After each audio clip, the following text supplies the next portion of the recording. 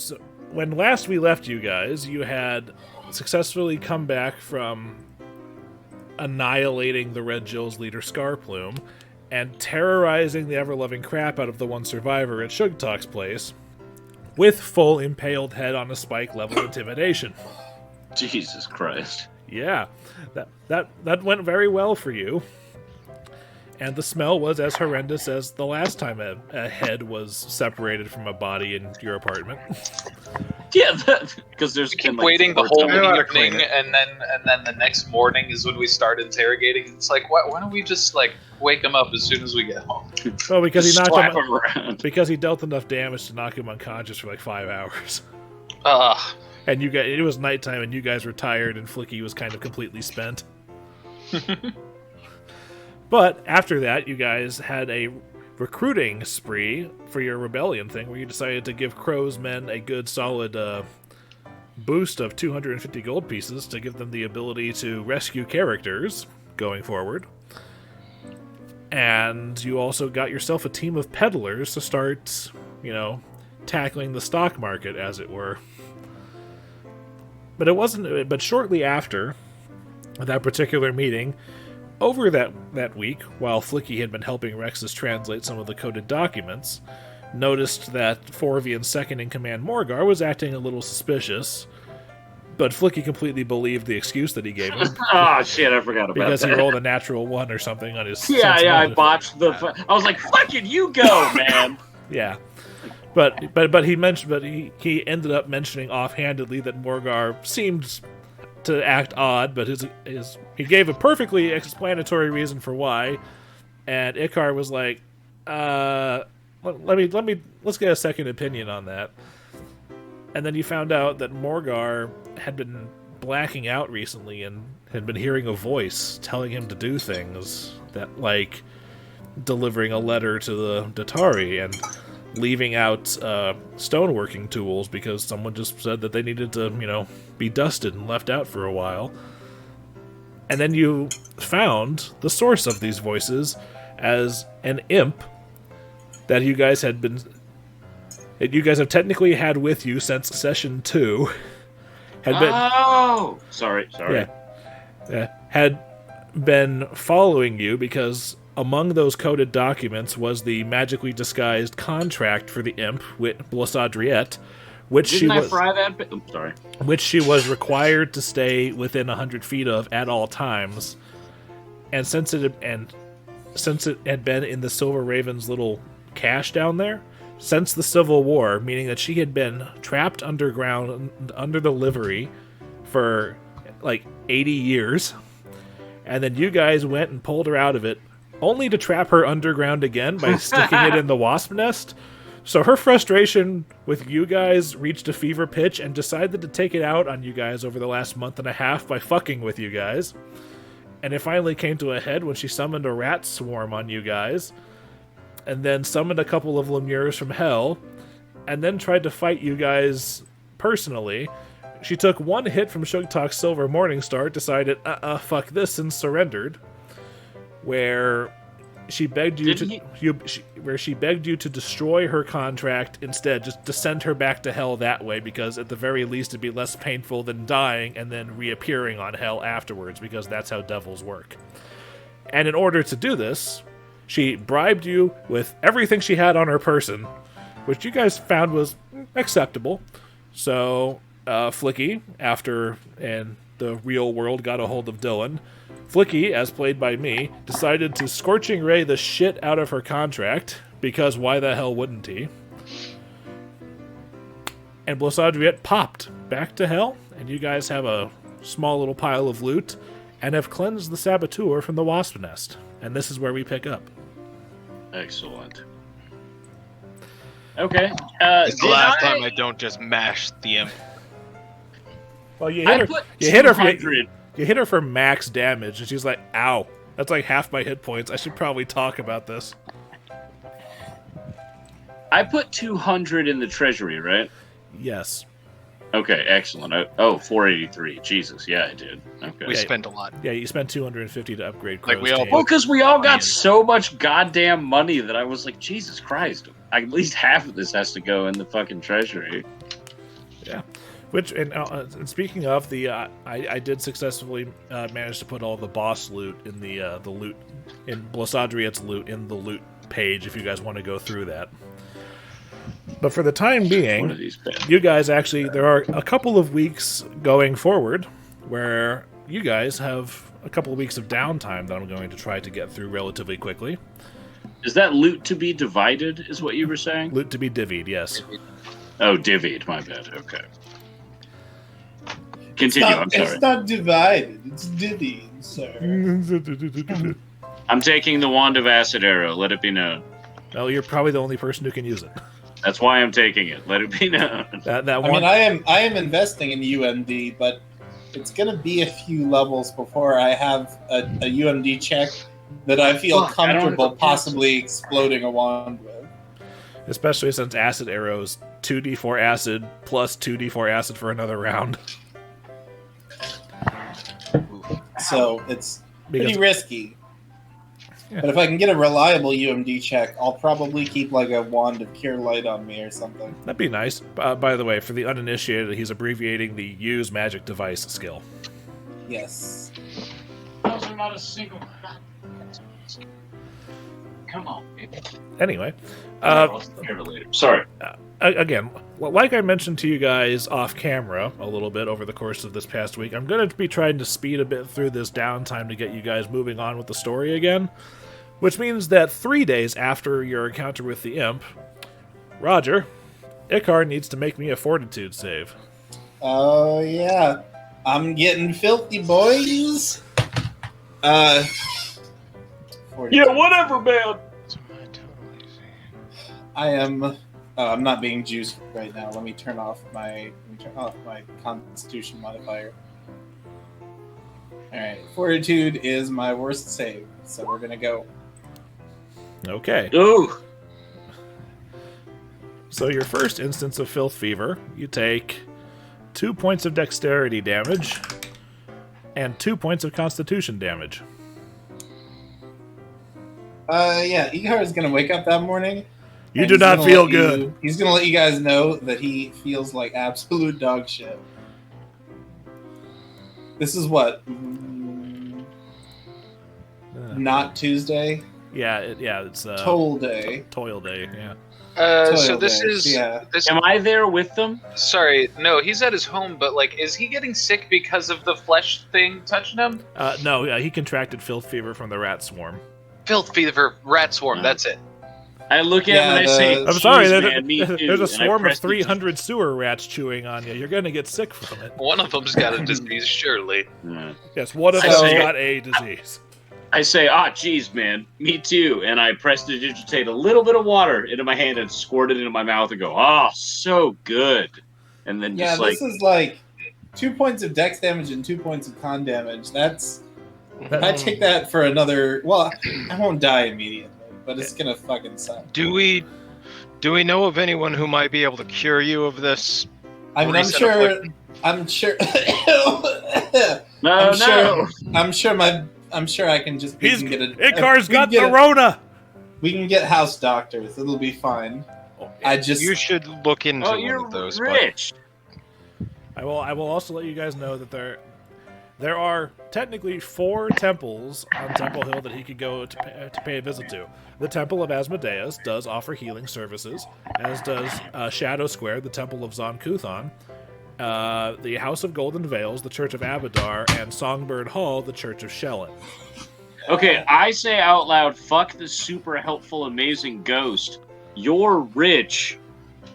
Can you not help us with some fucking Healy healthcare? Like, do you not have, house doctors and shit? I'll probably stay home and I'll ask, but, we'll see. Damn.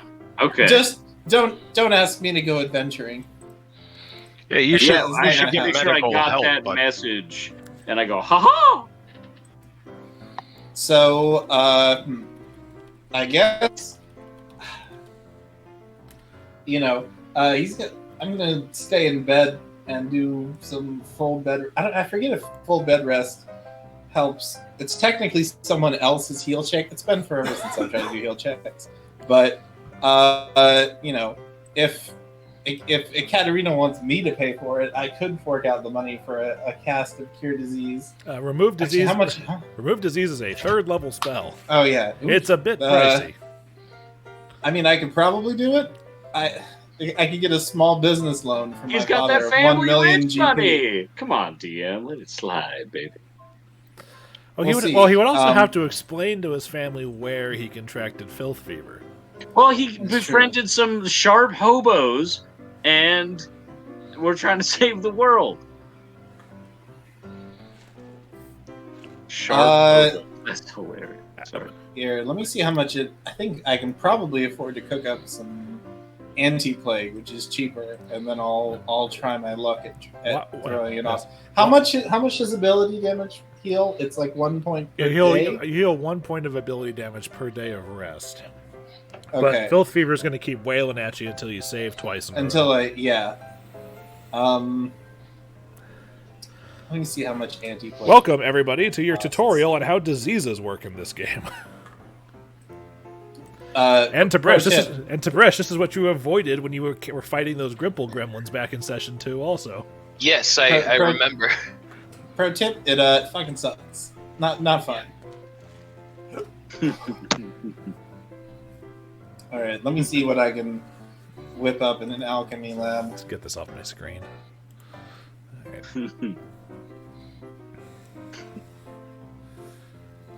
While he's looking at that, Flickie, make your linguistics check for helping Rexus this week.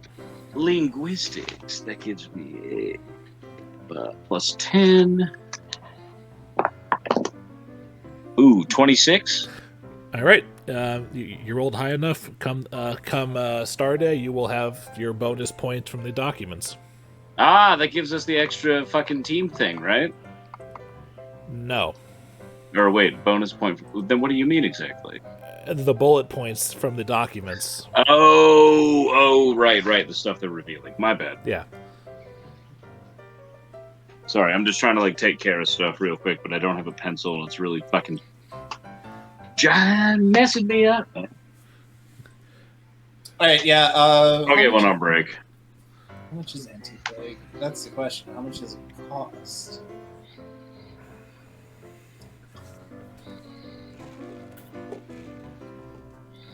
Alright, let me try crafting some anti-plague. And then if I drink it, it gives me... I can take 2 saves against the disease that day and pick the higher one. All right. Spend the money to do that, and we will be moving on to Wheel Day, and time for your next save. Make me a fort... Drink the thing, and then make me your 2 fort saves. Drink the thing. Okay. So, subtract the money, drink the thing. Go on, and then, subtract the money and run. Is it... Go on, drink the thing and don't talk.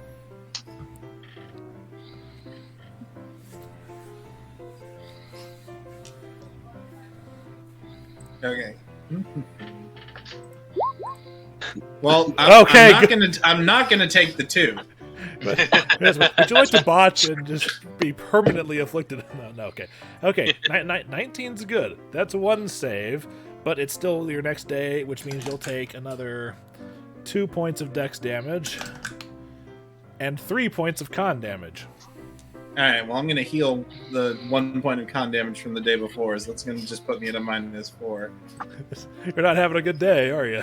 Oof. All right, now, to cure, you have to save again tomorrow. I do. Which means you're gonna. I believe in you. So, do you want to do another thing of anti-plague? Real quick, at some point during the day today, Icar is going to receive a silver raven carrying a flower and a get well soon card from Tib'resh. I want to hear you write that letter.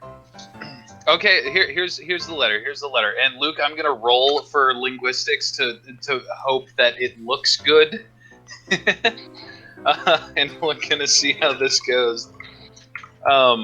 Okay. Come on, shit. Okay, so here's. Hold on. Tib'resh is so into the idea that he forgets that rule number 1 of fine writing is fold the card after you finish writing. It's just half smudged. Okay. You get Icar. a smushed ink stain. He looks up at the sky and just goes, Tib'resh sent this. This is yeah. There's an what ink it stained says- rhododendron. What it says, including ink smears, is Icar. Your friends are shitting you today. What? We hope you a recovery. Oh, because it's fucked up. Yeah, it's all the inks all mashed together. That's hilarious. Your friends with silver shiny beaks, but rooting for you in the world. It's the We thought got that you. counts. Comma, bruh. That's Comma, what bruh? it says. Comma, bruh. Oh, okay. Bruh. Big ink smear. This is quite a brotherly moment. One could call it a bruh moment. It's a brotherly moment, dude. All right. So yeah, I might as well make a. I'm just gonna make a batch of 3 because that evens out to about the money that I would normally spend. Okay. So this is gonna be day 2. We're gonna sip another one. All right. Also, it doesn't need to be said. I'm obviously just translating with Rexus for, like, downtime. Pretty much, yeah. That's what I'm doing. Roger, you lucky son of a bitch. 12 is the DC you needed. Ooh! All right. All right, so hold on. Your last dose before curing, you take 1 point of Dex and 1 point of Con as I roll a 1 on both of those All right. dice. Well, I'll heal the 1 point of con. Yeah. So right now I'm at 4 con damage and 4 con damage and 5 dex damage, What? which is going to be 9 days of bed rest. But your fever breaks. Or is it? I thought it was 1 normally, and you get 2 if you do nothing that whole day. Yeah, if you do full bed rest with treatment, it doubles the speed, but you're still going to be out for a good while. Yeah. Well, we'll do that. Yeah, We'll but- say. By the way, guys, for those of you who aren't Roger, if your ability scores drop to zero, For everyone that isn't Roger. if your ability scores drop to 0, you're usually comatose, or in the event of strength or dex, you just are too weak to move, or you've got some serious lockjaw, rigor mortis, or something. But if your constitution score drops to 0, you die. Oh, I was shit. gonna say, what happens if your charisma drops to 0? You just become ugly and dumb as fuck. If you're Patrick, am I ugly? And he's like, ooh. if any of your mental ability scores hit 0, you just fall comatose.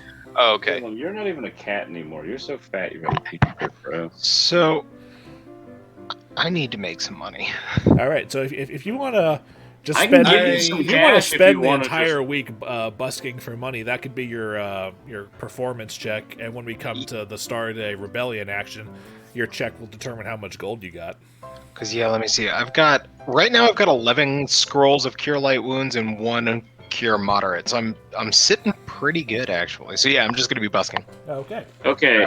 Hey, while he's busking, I walk up to him and I go, hey, man, I know it's not normally kosher to talk about the finances, but what are you sitting at right now, my guy? Oh, I got about 5 gold to rub together. So, I'm doing great.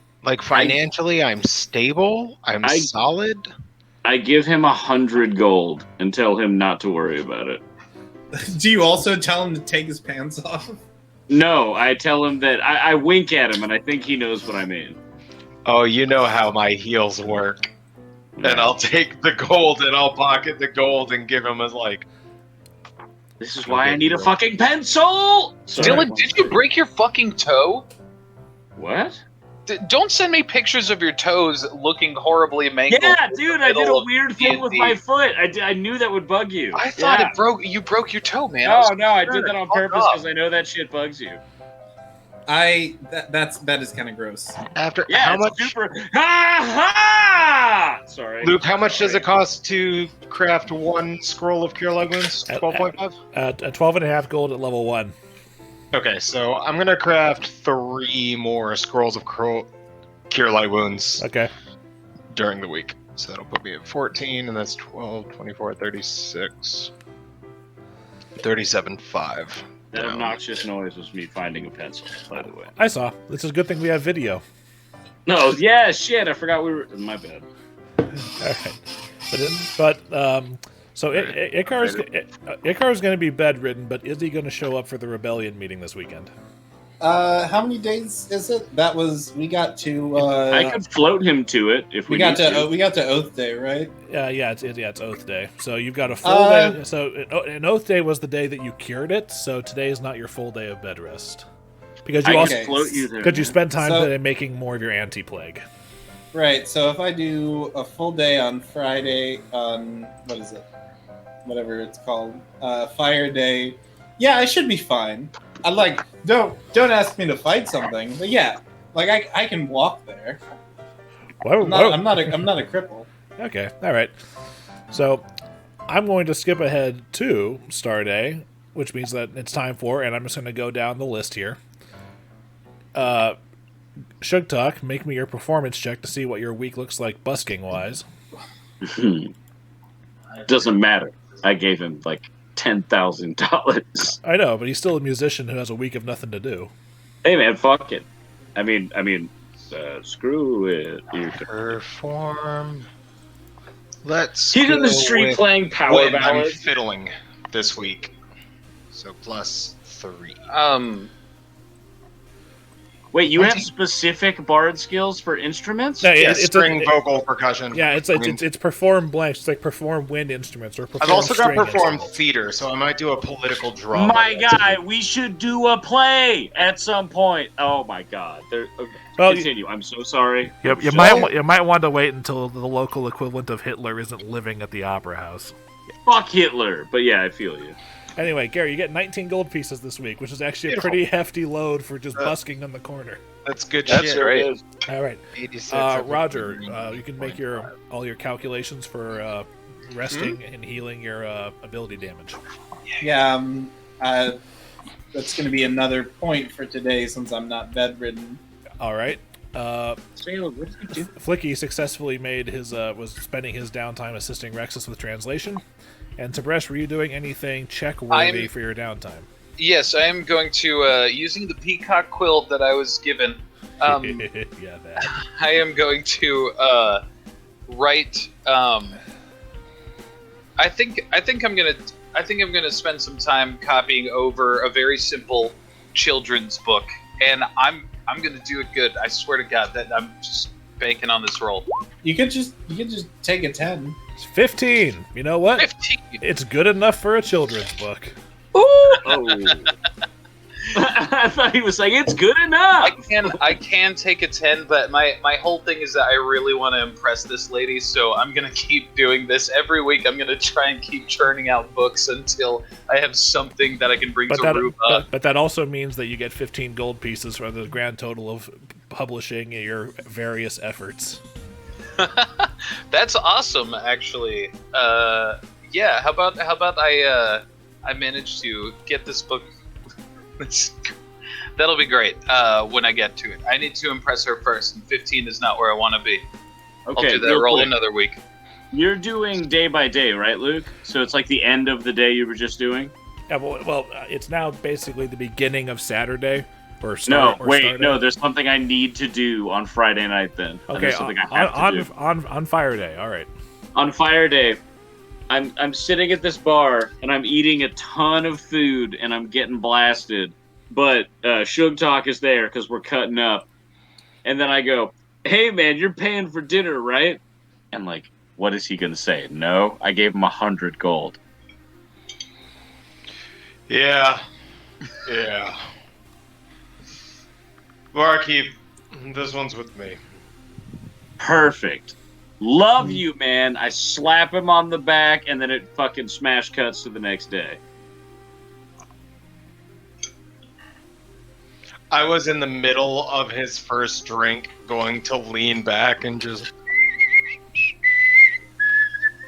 and lullaby him and try to knock his ass out early in the evening.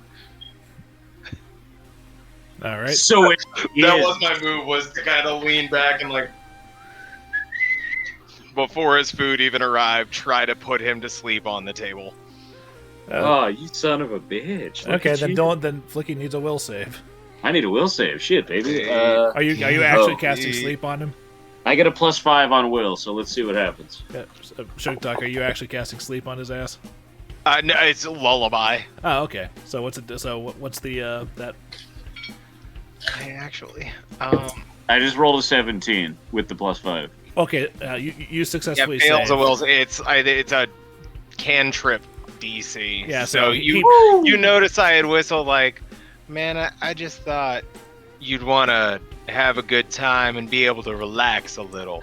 That would I'm make not even mad, baby. Don't even worry about it. I slap him on the back and then smash cut to the next morning. It's just like I try again pound to drinks. send the scene forward. Sorry, yes. I go, don't even worry pound about it, drinks bud. into the I've morning. seen you do some fucked up shit. And then we keep drinking. All right. Anyway. But he pays for everything, and it's got to be at least 2 gold.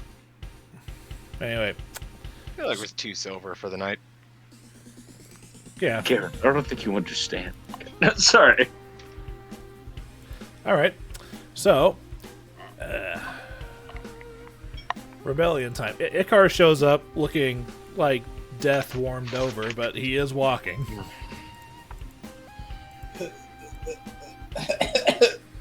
No, I'm fine. Trust me. I'm not contagious. Icar, my Right. friend, did you get my letter? I got part of it. Part of it.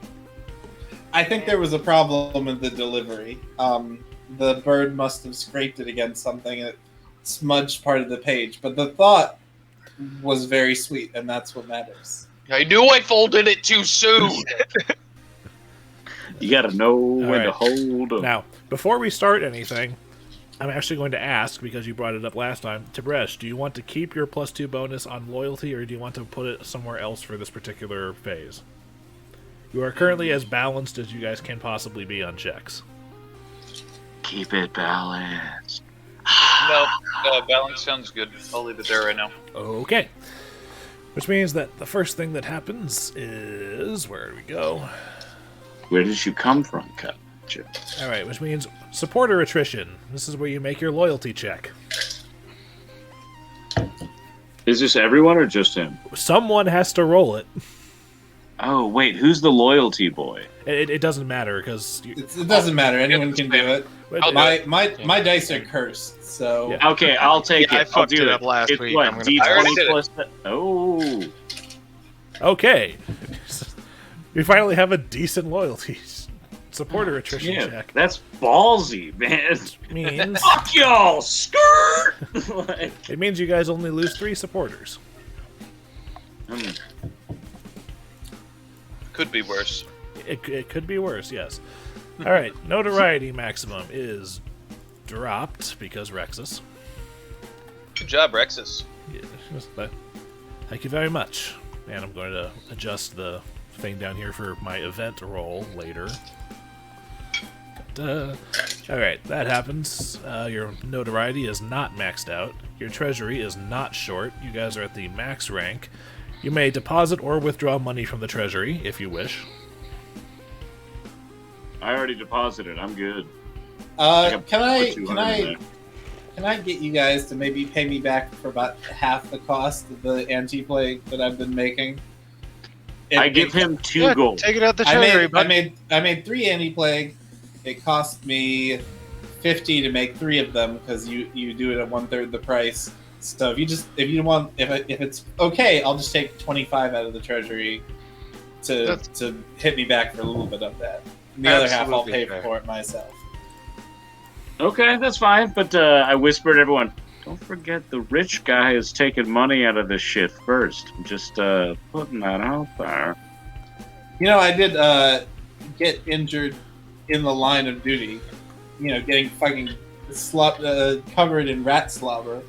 We'll deduct it from your expenses. We'll take it off your workplace bill. hazards. And the joke is he's a duck. Alright. With that being said, it's activity time, and you guys have 2 actions to take. What? The joke is that I'm not going to call OSHA.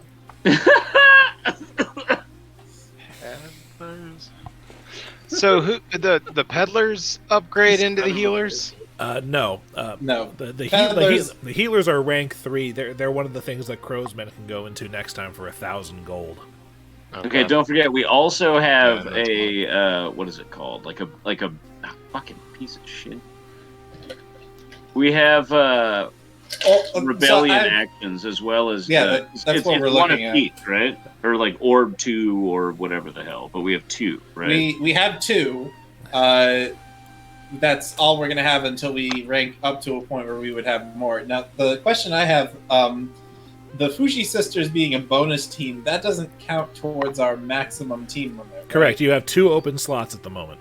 They just get 2 actions, or they give us 2 actions. Yes. And I explained this to Garrett for clarification purposes, but the Fushi Sisters, since they grant 2 actions, they count as a tier 2 team for their earn gold action, but they can't be upgraded. Okay. So they're good, but they can never be amazing. Yes. Yeah. Okay. So do we want to?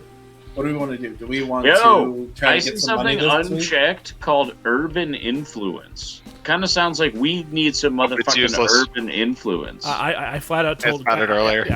Garrett and I had an entire discussion about it. It's useless? Okay, fuck it. Urban influence is. Roger, let me put it this way. I basically don't give 2 halves of a shit about the city's modifiers, so urban influence is fucking useless. Well, then in that case, I believe that we should do 1 available rebellion action and try and do something with a team as well. We take the 2 spots. I think we try and hit earn gold with the rebellion action, which I will roll because I'm getting a vibe. Getting a vibe, baby. I don't know if earning gold with our teams is the best thing that we can do right now. I feel like there's better actions that we can have them take because we've gotten a decent amount of gold, and we've got enough in the treasury. But at the same time, while we have a decent amount of gold now, the moment we start getting more recruits, everything starts getting more expensive. Right. Well, Luke, what's the most that we can make with the earn gold action? Yeah, that's actually a good question. The most that you can make right now is what you do is you make a security check, and then you multiply it by the tier of the team you used for the action. So, for instance, so we can make up to 16 gold. Hold on. No, you would roll the security check. So you would D20 plus 8. Here's how it works. Times 2. No, it'd be D20 plus 8 plus 3 because of the bonus on the team. That's how that works. So the most gold that you can make is using the Fushi Sisters, and if you nat 20 it, you would end up with 62 gold. So it's not a horrible But we could also idea. recruit another team with the same amount of action. That's true. We could indeed do that. Because Do we want to recruit like 1 of each kind of team? Well, yeah, because I if think we get that's like the the best secrecy idea. spy type group, I'm the spy master, so I could start dealing with those homeboys. But where would we? Are we just allowed to say, "I want to find a stealth team," or like what's the? You would and then we make a roll for it. Yeah, you would take you would take recruit team, and recruiting a team of Sneaks. Sneaks would be DC 15. Secrecy or security? It's Secrecy, and that's me. So that's why I was saying I would look for him. Yeah. Well. All right. Yeah. Do we want to try to recruit a team, and maybe try to get some more supporters to outbalance the attrition that we've been getting? Yeah, it has been a couple of weeks since you guys tried to recruit supporters. Yeah, I think recruiting a team and supporters is the way to go. Okay. So I have to roll to recruit a stealth like secrecy team. What is my die? D20 plus 7. D20 plus 7. You're looking for a 15 or higher.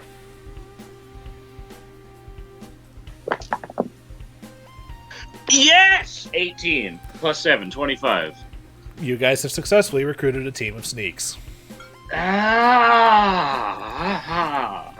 I love actually helping. Which gives you guys the secure cash action at the moment. That lets And what us, does that do? That lets us basically build like a secret cache of equipment. So up to it's certain amounts of pounds and certain amount of value that we can hide around the city, depending on the level of Okay, so out the of specific curiosity- details for it are in the player's guide. I would just point that out to you guys going forward. Out of curiosity, why haven't we hung out with Vandalfek in like a?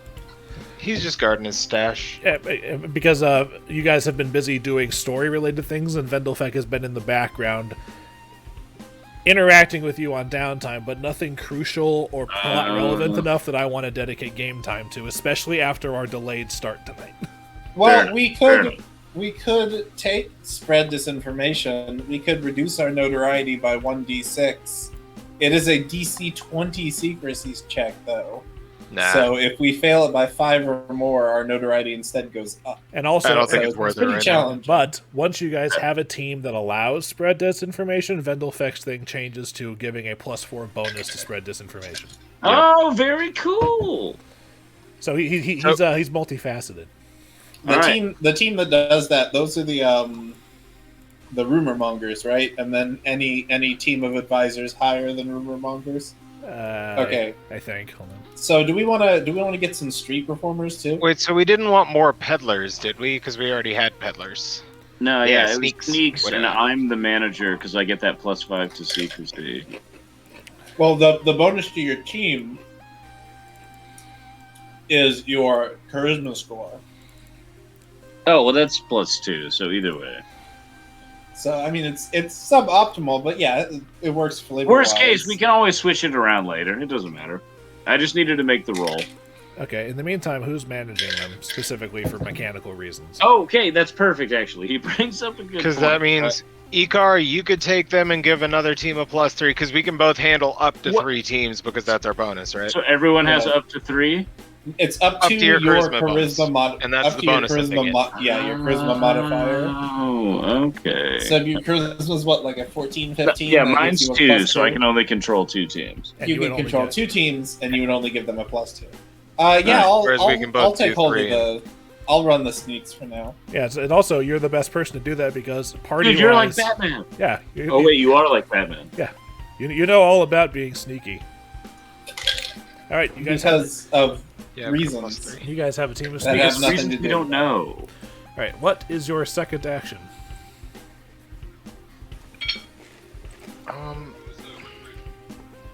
No, that's the one we just did. No. It was recruit followers. Yeah, we were gonna followers. recruit supporters. Supporters, yeah. Supporters. So I know my dice are cursed, but I do get a +2 bonus to this Run it. Give it a from shot. one of my traits. Recruit supporters. So- Your DC is 10 plus the Wait. rebellion's rank, so your DC is 15. I can try. I could roll as well if you're afraid.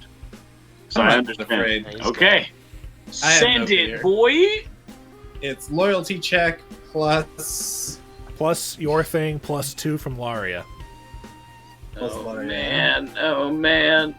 So you're what, a +4, +2? Wait, how do I open the 7 fucking... plus 2. Loyalty plus Laria. So you got you have to roll a 4 or better. Yes. And he has historically never done this. I have historically Come on. never done this. I mean, the statistics are Today in your is the face. day. Yo, how do I open the chat bar if it's not on the right side of the screen? Is there a little tab at the top that has little 3 lines? Yeah. Click it. But it only takes me to the music. Wait. Oh, wait a second. Boom! Got it. All right, thank you. Aha! He nat 20s! All right. We're So what feeling does it Nat tonight. 20 do? Does it give us more? No! It does not. But Roger rolled Does a a natural one give us worse? a natural Wait, one. Yes. did Roger just beef it?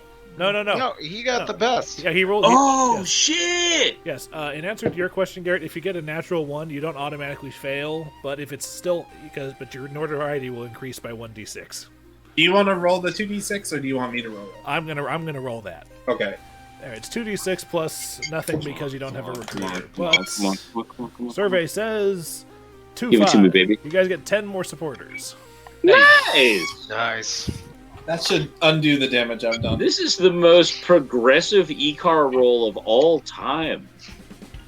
It is. Do So- the extra people, the 3 from the new team, do they add to our supporters too? not They add yet. to our They add to our membership. Yeah, because there's the people the company has hired and the people who follow the company on Twitter. Okay. Okay. They are our customers. All right. And the delivery is freedom. And now, time to see if there's an event this week. There is not, because I rolled a Damn, 90%. dude, that's like the 3rd time.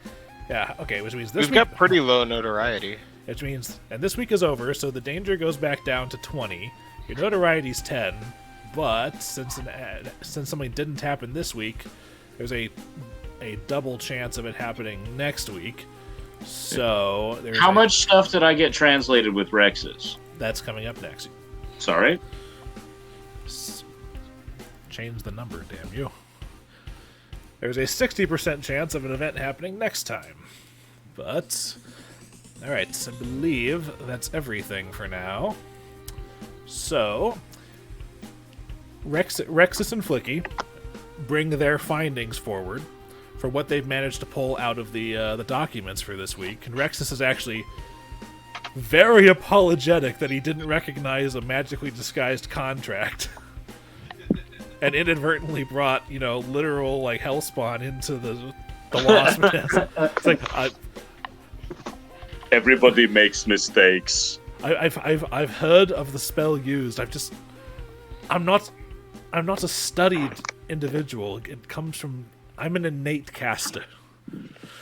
But this is what what Flickie and I have managed to find this time. And the coded documents, specifically, the 2 bullet points for this week are: the original Silver Ravens maintained their main headquarters in and below the Kintargo Opera House.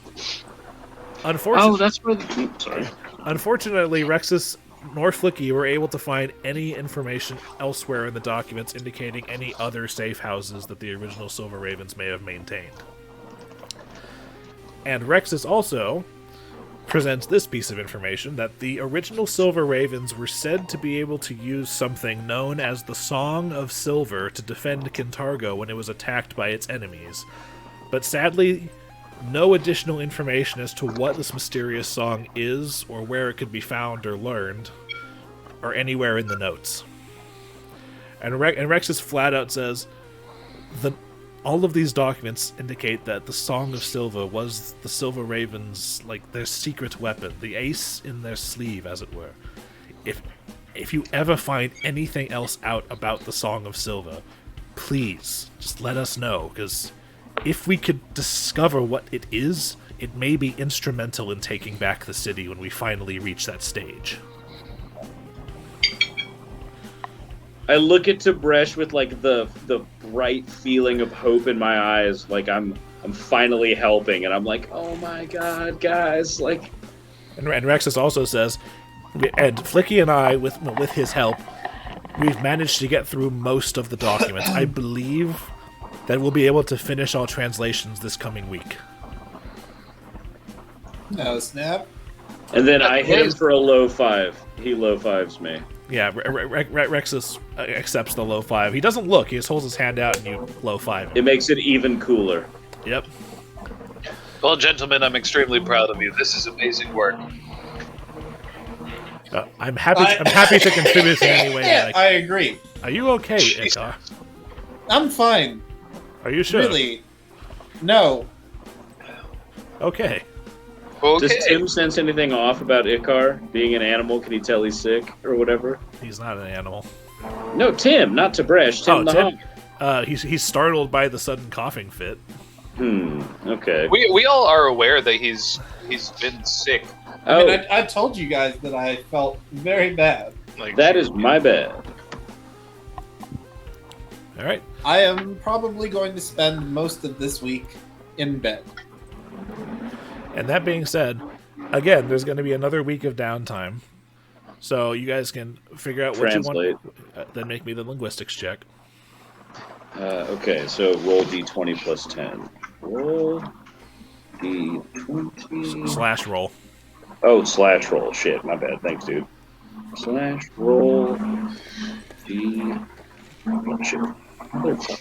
Luke, can you roll a d20 plus 10? I can't remember. I use physical dice, so I can't remember all the foodad. 25. 25. Which is good enough. Good enough. All right.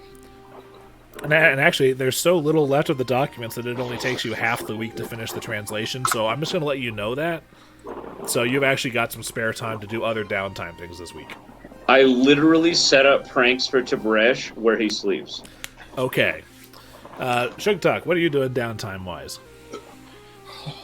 I'm gonna busk, and I want to create some actual attack songs. I've been practicing my music here Wait, and there. is this you? Did Trying you to do learn this? this chord of shards. I've never used it in battle because mostly I hit stuff. What the hell is this? But I want to craft up 3 or 4 of those. Do you know this spell? This is so I've got this.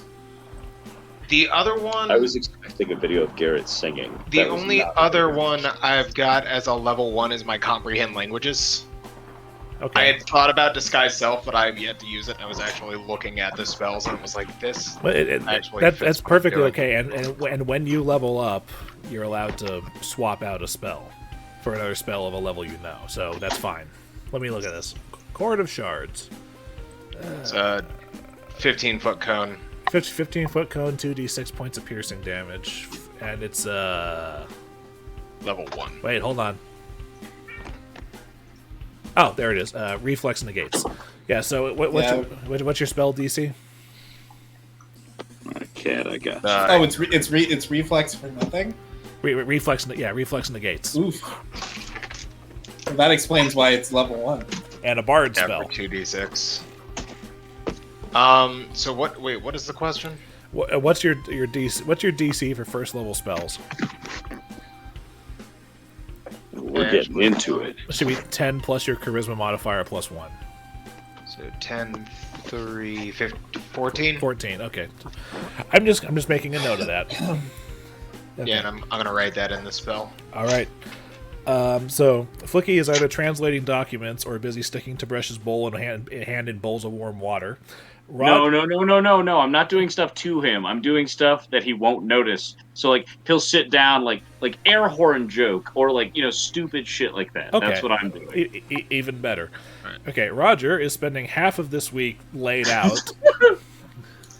And I guess I'll spend the other half of the week.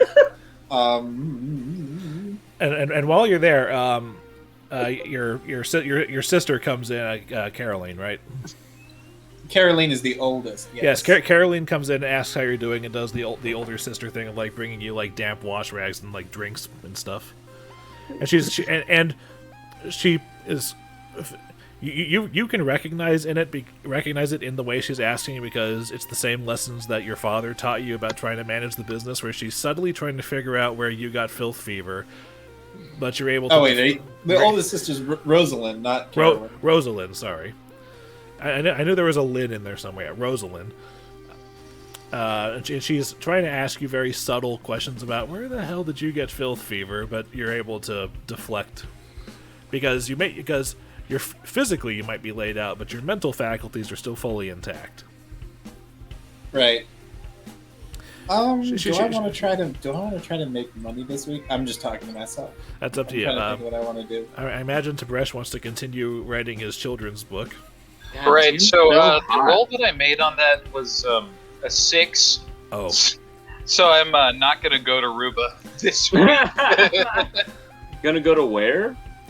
Ruba's the name of the lady who runs the shop that I Oh, want to... You're like, I'm not gonna go to Aruba. I was like, it's Aruba. And then I was like, this is a fantasy world. I am not going to see Ruba and present this work towards her because I am truly ashamed of it. And you know what?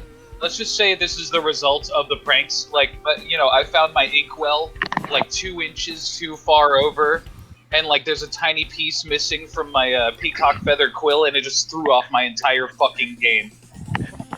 That's what happened.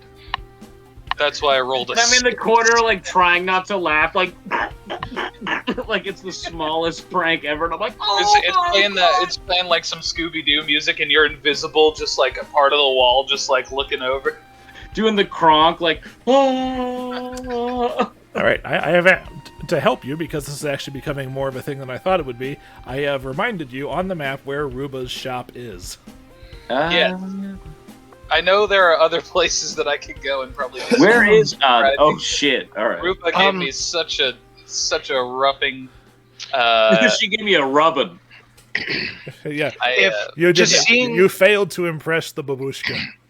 Seeing where that is, I'd like to have offered to have gone with Tib'resh because I want to be kind of wandering around the Opera House and just trying to look out for any kind of secret passages, etc., knowing that the Ravens made their base there and under it. I want to look for maybe stuff to get underground in that part of town. I want you to make me the perception check for that, because there's not this wouldn't be a diplomacy style gather information.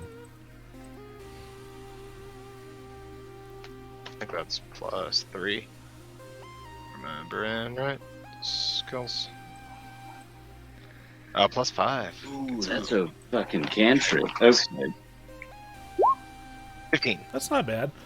Just looking around subtly while trying to stay out of the sight of the Datari and any of Barzilai's personal guards, you don't see anything out of the ordinary that you would consider a secret entrance. Like, you don't see, like, sewer grates that are conveniently, like, too polished from frequent use or anything like that.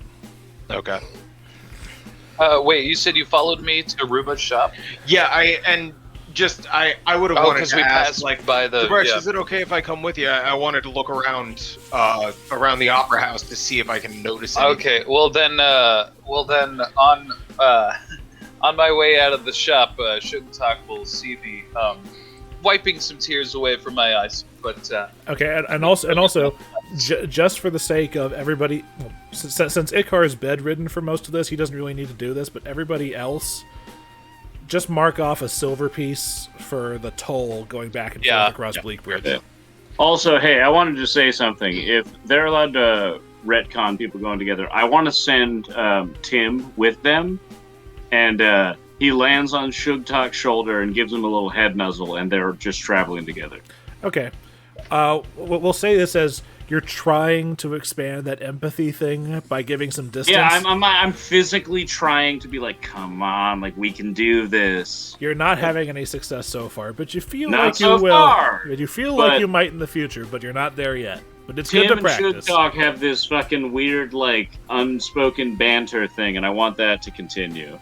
So, as Tib'resh is coming out of the shop, I notice him kind of wiping away a couple of tears. Tib'resh, did you close the door behind you, or did you walk out and just leave the door open? I would have closed the door behind me. I'm respectful as fuck to this woman because I'm trying to impress her. Okay, I'm gonna walk up and hey, but it's okay, and I'm gonna whistle and pull and open the door back up, and I'm gonna turn him around so you look in there. One day, you will be good enough to walk in there and walk out proud. It's not today, but you're gonna get there. And I'm gonna double tap my buckler and go, and slam the door and pull him away. Nice friends you got there, orc boy! I'm here, by the way. Jesus, Sugtok. Whatever God, Sugtok. That's the second time she's left me out of there. Listen, just I'll get better. I'll get better. You're right. You're right. I need to get out of this headspace. The other day my quill was fucked up and I couldn't find my inkwell, but it was just a few inches over. I don't know what's happening to me. I just feel like something's fucking with me. Me and Vendelfek high five in the background. Vendelfek does the high five with his tail. It's even more cool! Who, by the way, has been helping you with all of these pranks because he's a master at it. That's exactly what... Yes! But we, I guess we head on back, and, actually, since we're, sorry, I'm gonna bug Boarris. Hey, Boarris, did you see anything over by the Cantargo Opera House? I mean, maybe I can take another look. I have pretty good eyes, if not good hands. I didn't see anything as you were in there. No grates that look over polished, but sometimes a second set of eyes would help.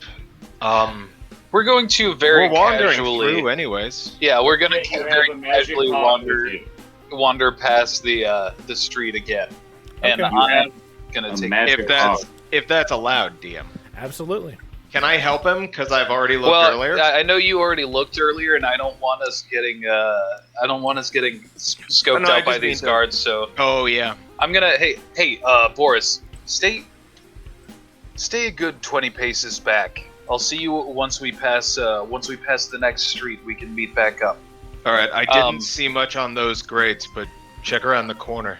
Might be better off. Sure, I'm gonna. Okay, so here's the deal, Luke. I am going to take the long way. So let's see. We would be going from Ruba's up this road. So we'll split off here. I'm gonna take the long way around, go up this road, and then eventually making my way to meet up with Sugtok further down the road. I am not trained in stealth, so if I wanted to try to completely disregard what I was instructed to do and try to sneak behind Tib'resh, Tim stays with is Sugtok. that a flat 20 stealth roll? Don't fucking Just kill because my mom. I want to. Well, Okay, here's- hold on. here's- I'm gonna roll okay. a flat d20. If it's over a 10, Hold on. his nature gets the better of him. Even if you're not trained in it, you still add your dexterity bonus to it, and then you subtract whatever your armor check penalty is. Oh, I forgot I'm in chainmail now. Sucks to no, have I'm an gonna do armor what I was check. told. I'm in chainmail, so I know that I've got. Nope, I'm trying to follow him. I'm not listening to what I was told. So it's roll d20 plus 3 minus 4. Whatever your armor check penalty is. On Masterwork chainmail, it's minus 4. Yes, I believe All right. so. So you're So, getting d20 minus All I do 1. is fuck shit up. I am trying to wow. sneak behind the bread and just thunk. So the good news is you're trying to sneak up on Tib'resh, who is not hostile towards you. So what happens is entirely up to him. Tib'resh, you hear. Your maracas shake every time you take a basically. step. Don't forget, Tim is on his shoulder, so Tim is also playing a little instrument as you I'm also- speak up. As much noise as I'm making, I want to be completely unaware of it. So I'm just like stomping and chaining around like, I'm so subtle, don't be suspicious. This reminds me, I ran a Pathfinder game in college for a group of people. It was Adam, Michelle Clark, and I want to say Jonathan Harris, but Luke Wilson, yeah, I get you. but 3 of them had rolled really, really well on their stealth checks, but the one person who botched the stealth check was the alchemist. Oh no. So while they're walking, there's just the clinking and clinking of glass beakers and shit behind them. I'm just like, we're sneaking, click clink, click clink, click clink. Yeah, so it's the clank of chainmail and it's me singing, don't be suspicious, don't be suspicious. Aware that this isn't totally out of character for Sugtok, without looking behind me, I say, Sugtok, 3 streets up. We'll meet 3 streets up. I promise you can be alone for 10 minutes. I'm just taking an extra look, and I don't want guards seeing you passing by this all day. Please, be subtle. I don't know what you're talking about. I was never here. You are- And I'm clanking away. You're 20 feet away, and I can hear you. Okay? Low profile. Let's just be subtle about this, or put He's on- like covered in blood. He's like, no one can see. Yeah, I'm wandering away covered in blood like, don't be suspicious, don't be suspicious. And as I am walking by the Cantargo Opera House, I too am going to, without attracting much attention, a lot of the whistling, like looking around, like, but with my excellent perception, I'm gonna give it the once over again. Okay. 29. Oh, look at you, big boy.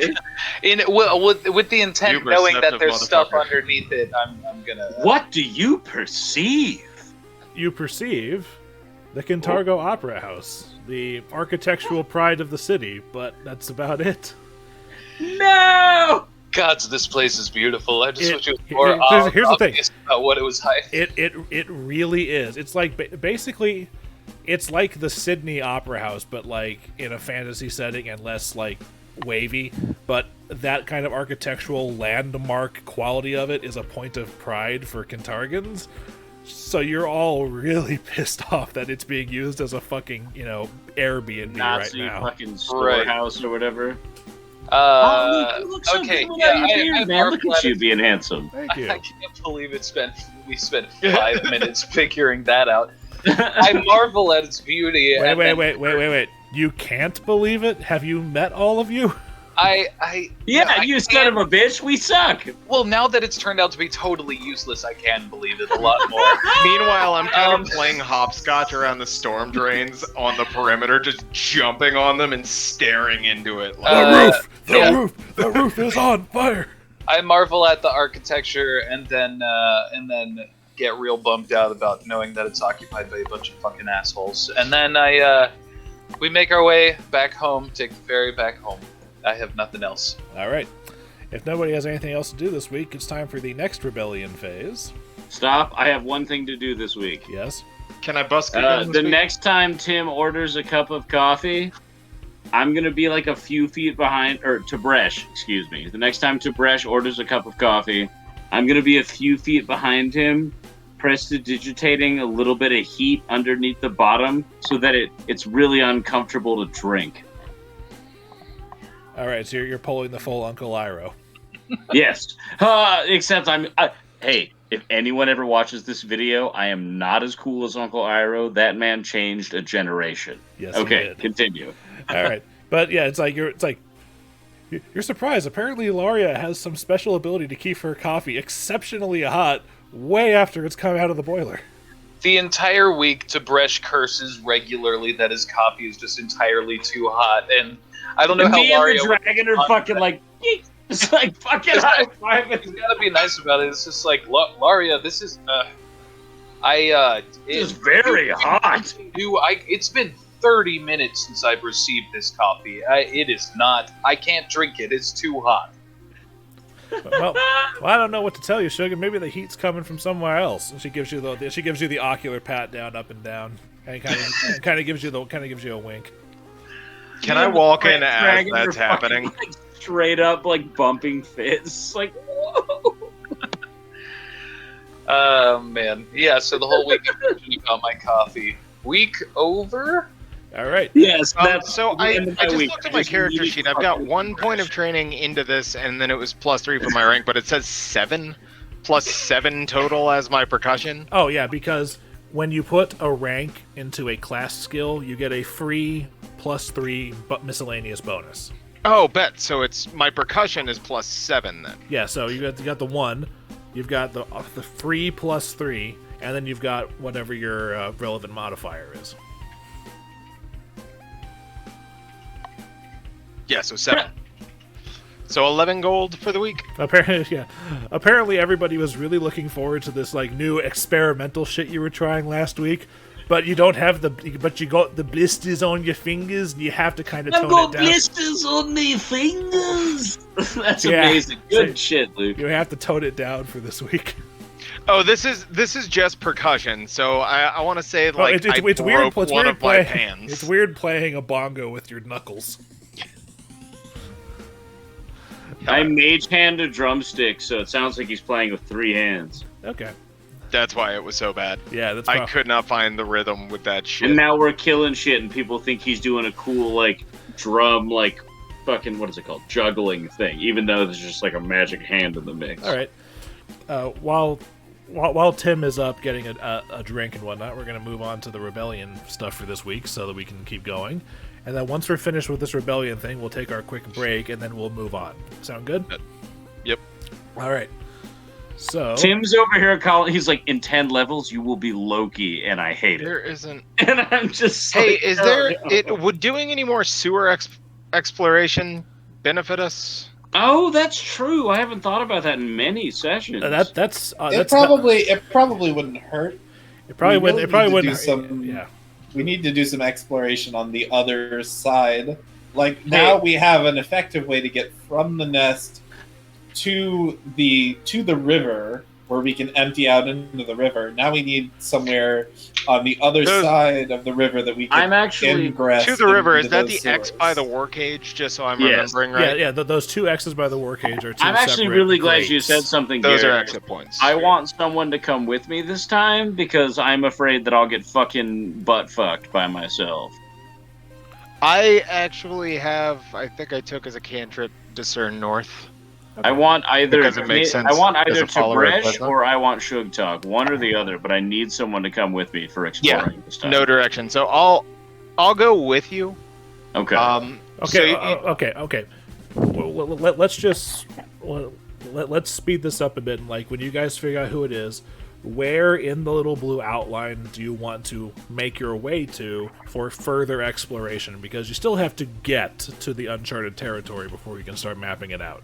I want to go. Okay, so you see where the red X is touching that fucking, what is that? Alabaster Academy? Yes. I want to spread that out underneath the Alabaster Academy. Okay. I want to connect from the word academy going south is kind of goal number one. I want to fill in that area. weird shit that's not filled in there. Okay. Pardon me while I freehand this.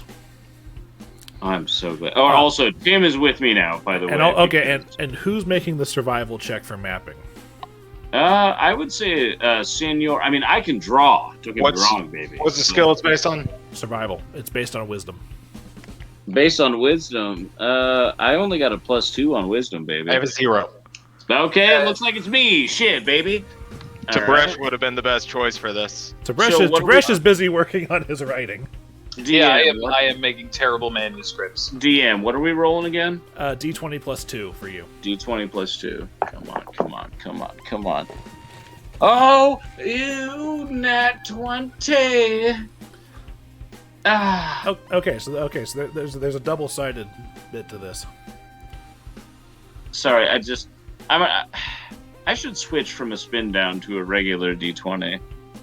It's okay. The percentage still. It's still the same. All the same. Yeah, that's what I keep trying to tell people. I just Okay, don't sorry. believe in them. Continue, Luke. Okay. I'm so sorry. Okay, I have added another orange section that between sessions I will all unify and everything. But your nat 20 is enough for you to recognize during your attempts that even with a nat 20 on your survival check, you got a relatively small bit because you were trying to find a way under the Alabaster Academy. You are utterly convinced by this point that the sewers don't actually go underneath it. Okay. Are we still exploring, or are we back? That's what you got for this week, because the rest of you were all doing other things this week. I'm letting you have one day of sewer exploration, because there was a lot else going on this week. That's fair. So we go back to the hideout. Yep. And it's now Star Day, and I've made my usual initial adjustments. For example, your notoriety has dropped from Rexus, and therefore the event chance has dropped. So now it's time for... Okay, upkeep phase. First, supporter attrition. Who wants to make it? What's the bonus bump? Who's got the stat? That would be Roger, who is muted. Roger, my guy. Roger. Don't make me do it. I botched it last time. Okay, fine. I'm out of dice magic. Let me do it. Who hasn't done it yet? I'm gonna use the spin down that's been fucking doing me right. That's my pitch towards this. Because I don't think Garrett's ever rolled it. Yeah, but No, I'm down. okay, fucking send it, boy. Okay. What is it? DC, we're rolling a loyalty check, so D20 plus 7. Do it. No! 9. Ah! Nope. A failed check. You lose.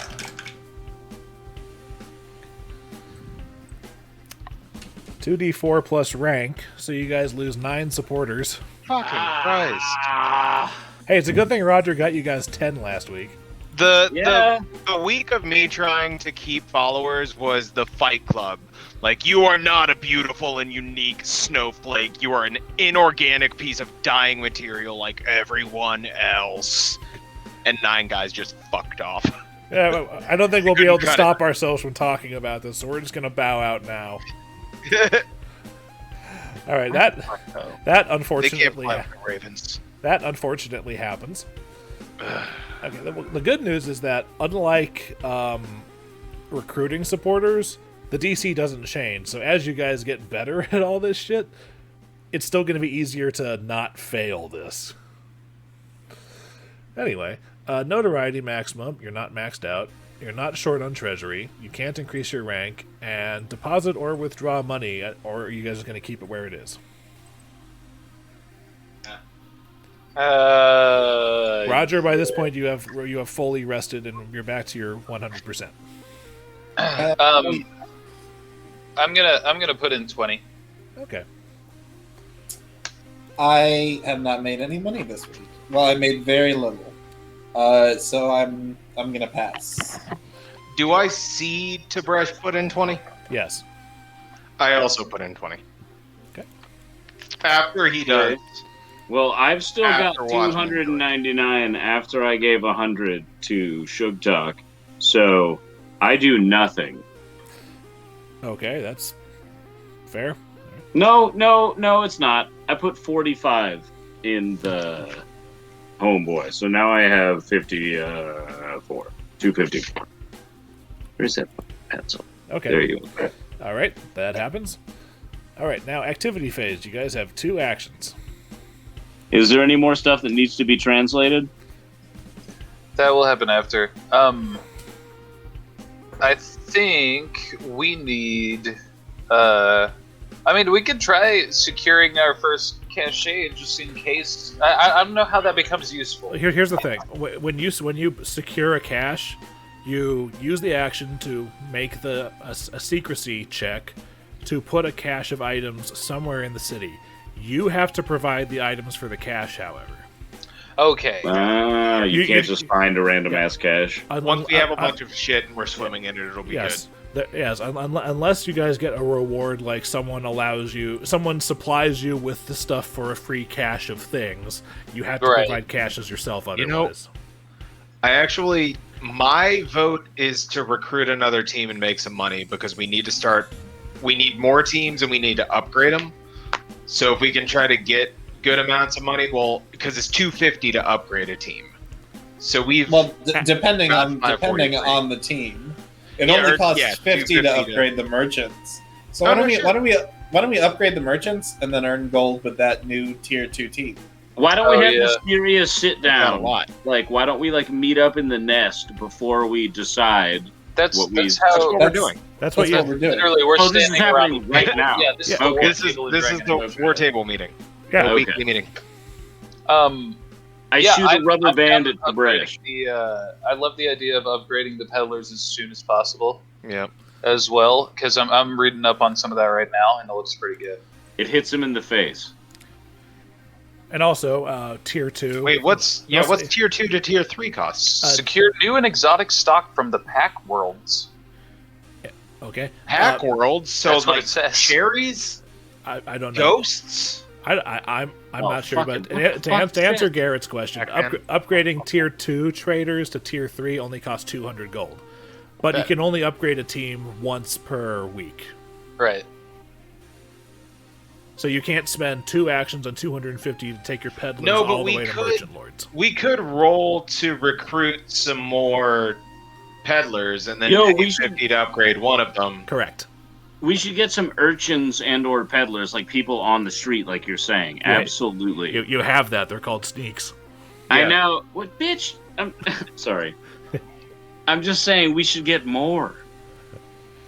Yeah, I like the idea of upgrading the peddlers and then using that better team to make us money. Why don't we upgrade the sneaks? Because that costs 250 gold pieces. Yeah. I have 250 goddamn gold pieces. Right, but we have to do this out of the treasury. That's what the putting money in the treasury period of this is. Well, you have to use it out of the treasury because you have to run the risk of having a low treasury shortage. No, that's a son of a bitch. Okay, I'll come back to this. Continue. All right. Let's all be democratic about this. The current motion is upgrade and then use the peddlers. For it. Roger? Yeah, I agree. Upgrade the peddlers into merchants and then earn money. All right. I believe... earlier I thought the money was silly, but that upgrade will make it well worth it. Okay. Oh, shit. And then we can upgrade your sneaks next week's. Okay. So it's going to be 50 out of the treasury. Let me do math here. Okay. And then your peddlers become merchants. Oh, excellent. So they tap us into, like, the market web around the city, right? Yes, because now that you've upgraded them, you guys also get access to the Refresh Marketplace action. Ha-ha! The exact thing I should have waited to hear, because my brother is the DM, and he knows what he's talking about. Refresh Marketplace basically means you guys get to cycle out the available magic items, which, by the way, in the Kintargo Markets thing in the Journal tab, certain shops and or markets do have notable items for sale, which list basically the notable magic items available around the city. I will let you know. The cheapest one will cost almost 2,000 gold pieces.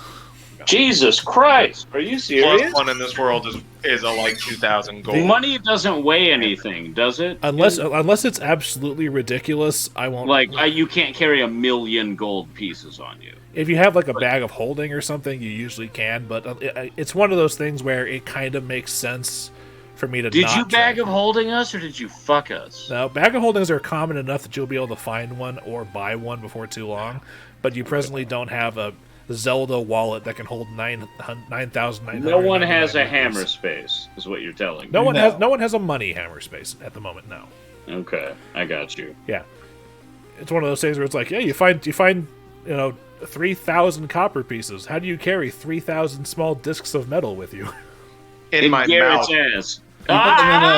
You put them in a chest. Yes, and the chest weighs a lot. So who's carrying the chest? And then again, I'm gonna bore up and literally tie into my tusk. Yeah, well, the thing is, and then it just gets more and more ridiculous as you go down. So usually, unless it's wildly, hilariously large, how much does a bag of holding cost?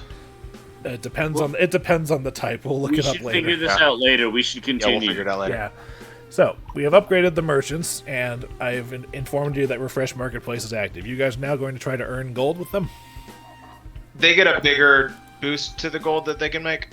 Is that right? Yeah, because they make the... Hold on a second, earn gold. Where is it? Oh, here it is. Yeah, you roll a security check and multiply it by the team's tier, and the result is how many gold pieces the team earns. Alright, let me try to do this one again. Okay. So I got my shit roll out earlier, but that's +4. It's going to be 3. It's going to be security, so 8 plus 3 from however you are. +11. Yes. D20 plus 11, then whatever we get, we multiply by 2, and that's how many gold pieces they make. 38 gold. Nice, man. Okay. Straight to the treasury? Is that how that works? Yep. Good. Yeah. Yeah, 38 gold is... It's like 2 weeks of singing. All right. And when you upgrade them to merchant lords, it'll be multiplied by 3, or black marketeers, but it depends on which one. Tier 3 is just you multiply it by that and your security. And why is that? Oh, the total is +8 because we've got base is 4 and then partisan is 4. Correct. All right, now that happens, so there's both of your actions, which means it's time to roll to see if an event happens. Spoiler alert, it's probably going to happen. Your no facial hair. Look at you, man. Nope. I roll an 80%, so I'm still above my threshold. No event happens. Oh, no! Oh, nothing happens. Okay. Right, because he's got to roll lower than the event But chance. since no event happened, the ×2 multiplier is still in effect. Oh. That's how that works. Anyway, we persist in this doomed timeline. Yeah, that's how that works. So, all right, that's a bunch of big boosts. And now it's time for Rexus and Flickie's fun little fun find of the week. Yes, because Rexus and Flickie have finished translating the documents. Oh shit! Anything else about that song of silver? No, they didn't find anything about that. Let me get this here. Cut and paste and save. All right. The final bit of information that Rexus now has from all of the documents for you is that the leaders of the Silver Ravens had seen the proverbial writing on the wall. They knew that House Thrun was about to seize control and had come to the rather difficult decision to surrender if that event would come to pass, hoping to prevent House Thrun from razing Kintargo to the ground during the Silver War. Rexus and Flickie, after looking through all the documents, conclude that the cache of treasures hidden below the Fair Fortune livery were intended to serve as a sort of time capsule, should Cantargo forget the Silver Ravens with the passage of time, and should the city have need of them once again. And that's the cache that we already looked through. That's the cache you've been decoding and everything. Okay. But there's an extra. Yes, you get. I think you messed that up, Dillon. Yeah, I think I did too. I'm trying to figure this shit out. But use actual time. 2 T-zeros should break the fucking internet. That's why. Like, what the TKL fuck? Oh, guys, Flash roll D20. Sorry, this part I have kept from you for the entirety of the thing. I'm excited. Because Rexus and Flickie also find out that among all those little information bits in the delivery documents, there are also a number of pages that detail strategies that the Silver Ravens used to defend the city during the war, which basically translates into a permanent +2 bonus to each of your organization checks. Very shit, cool. yeah. So now that would be a +13 if I was rolling the These strategies are amazing. check I just did. Yeah, they're talking Holy about like shit. how they would defend the And various gates and whatnot. What's the DC to earn gold? 15? There's no DC to earn gold. It's just a Oh, it's result just the of what amount you roll. times 2 or 3. But if I nat 20, that's 31. That could be 93 gold once they're tier 3 team. Well, now that your security check is a +10 base, anyway, or yeah. +10. So yeah, your checks have gone from 7, 7, and 8 to 9, 9, and 10. And then so +13, yeah. Be 30, 99. We could make 100 gold with a 20 roll. A nat 20 if you get them to rank 3. Yep, All right. that's huge. I'm happy you agree. And that, I believe, is it for the Rebellion round for this time. So we are going to have ourselves a quick 15-minute break, and then we get to move on with the story. Hell The yeah. Story. Right. Wait, there's a story to this game? Yeah, Hold there's on, a hold on. story. Now, right? Wait a minute. Yeah. I mean, the story hasn't really reared its head since like session like 52, 3. 8, That's true. 10. Maybe Yeah, back. I'm staying on the. and back from break. Okay, excellent. All right, because he just said an hour and a half. It's like, oh yeah, we should probably get going before people have to go to bed. So here we are. Oh yeah. The meeting finishes and everybody's getting ready to break up, and then Rexus asks the lot of you to stay behind. Oh shit. He says, Can do. I've been busy for the past month or so, burying myself in decoding these documents when I'm not out, just enjoying my low-key free time in town. Yes, we've noticed that most of your clothes are covered in ink stains now. Yes, well, I'm sure I'll be able to find the. You know what? I'm willing to bet that Hedman would be able to get me some new clothes or even clean these. But It was a joke, Rexus. I'm sorry. I'm distracted because as we've been going, I've also been checking everywhere I can find about what happened the night that my family's estate burned down. Because when I went there to search, there were no bodies of either my family or of the manor staff. So I've been searching around trying to see if anybody's seen hide or hair of them in the past 2 months or so at this point. Because, by the way, it is now the 3rd of Desnus. It is another month now. Oh my god, we totally forgot that your family disappeared. I'm so sorry. Well, here's the thing. Nobody in town has seen them since then. But since their bodies weren't there, I have a thought. There's only one place in the city I think they could be. They may be hiding out in the secret site where the Sacred Order of Archivists stays. Their little hideaway is hidden below Hokum's Phantasmagorium in Red Roof, and I believe that if we can go there and find them, not only can we, on a personal level, just put my panicked heart to rest over the fate of my parents, but if we could find a way to recruit the Order to our cause, just imagine the knowledge that they could bring with them. Surprised we're not heading over right now. That sounds like a great idea. Well, primarily because you don't have this, and he reaches into his thing and he pulls out a very fancy-looking key. And he says, I may not have been fully honest with you when we first met. I gave you a small chest filled with... I said it was everything that my parents left me, and I offered it to you to escort me to the livery, and you all can fill in the blanks from there, but this was actually in there beforehand, and my mother specifically left it to me to hold on to.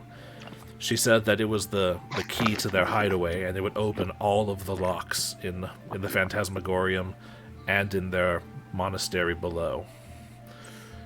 And I know from my journeys into the livery with you and the recent issues we've had here with the imp in the wasp nest that I am no fighter. I would be best staying here, doing administrative tasks, but I would give this key to you to go investigate the Phantasmagorium and see if you can't make contact with the Sacred Order of Archivists.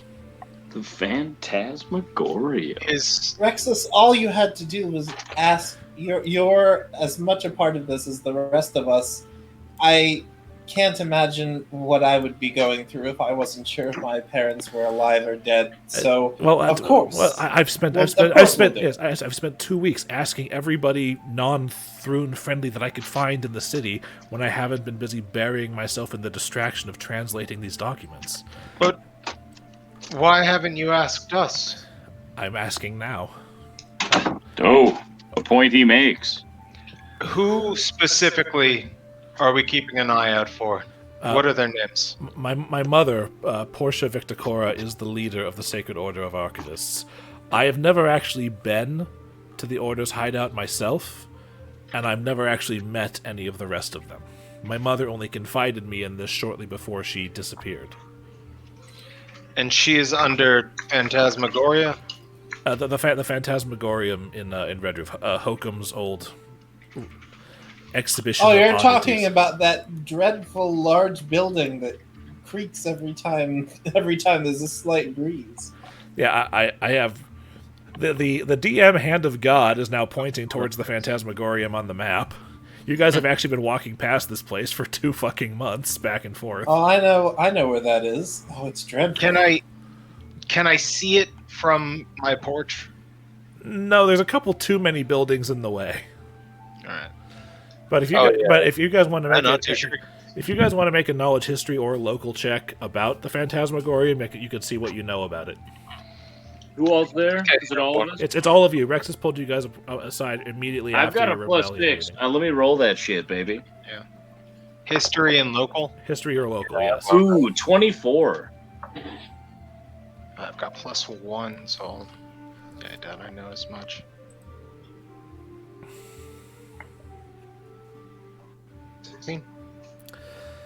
All right, is Tib'resh rolling or? I wasn't gonna try. Okay, Flickie's the only one who rolled high enough, so he can share all of this with everybody. Hokum's Phantasmagorium was opened in the aftermath of the Chelish Civil War by a man named Braden Asperix, or Hokum to his friends. And he constructed it a year after the end of Civil War with the goal of bringing whimsy and joy back to Kintargo. His plan was to have the Phantasmagorium serve as a museum of fantastical oddities and authentic magical phenomena. His charm and showmanship transformed the bizarre concept into a minor success in the city for several years, but when the exhibits, many of which were either grossly exaggerated or just outright fake, began to lose some of their novelty, the Phantasmagorium began struggling to make ends meet. And it finally went out of business 20 years ago, and Hokum himself died not long thereafter. The building itself has remained shut down and boarded up, and something of a horrendous eyesore ever since. So it's like a freak show type deal? Basically, it's like the Mystery Shack from Gravity Falls. That sounds like Okay. The perfect place to have a hideout. Yes, and Rexus even chimes in. It's like also, the only reason the Phantasmagorium is still standing this many years is that Hokum borrowed money from the Order bought the Phantasmagorium from Hokum to help keep him afloat, and then they used it and built their secret lair underneath. They took the existing basements and consolidated them, according to what my mother told me.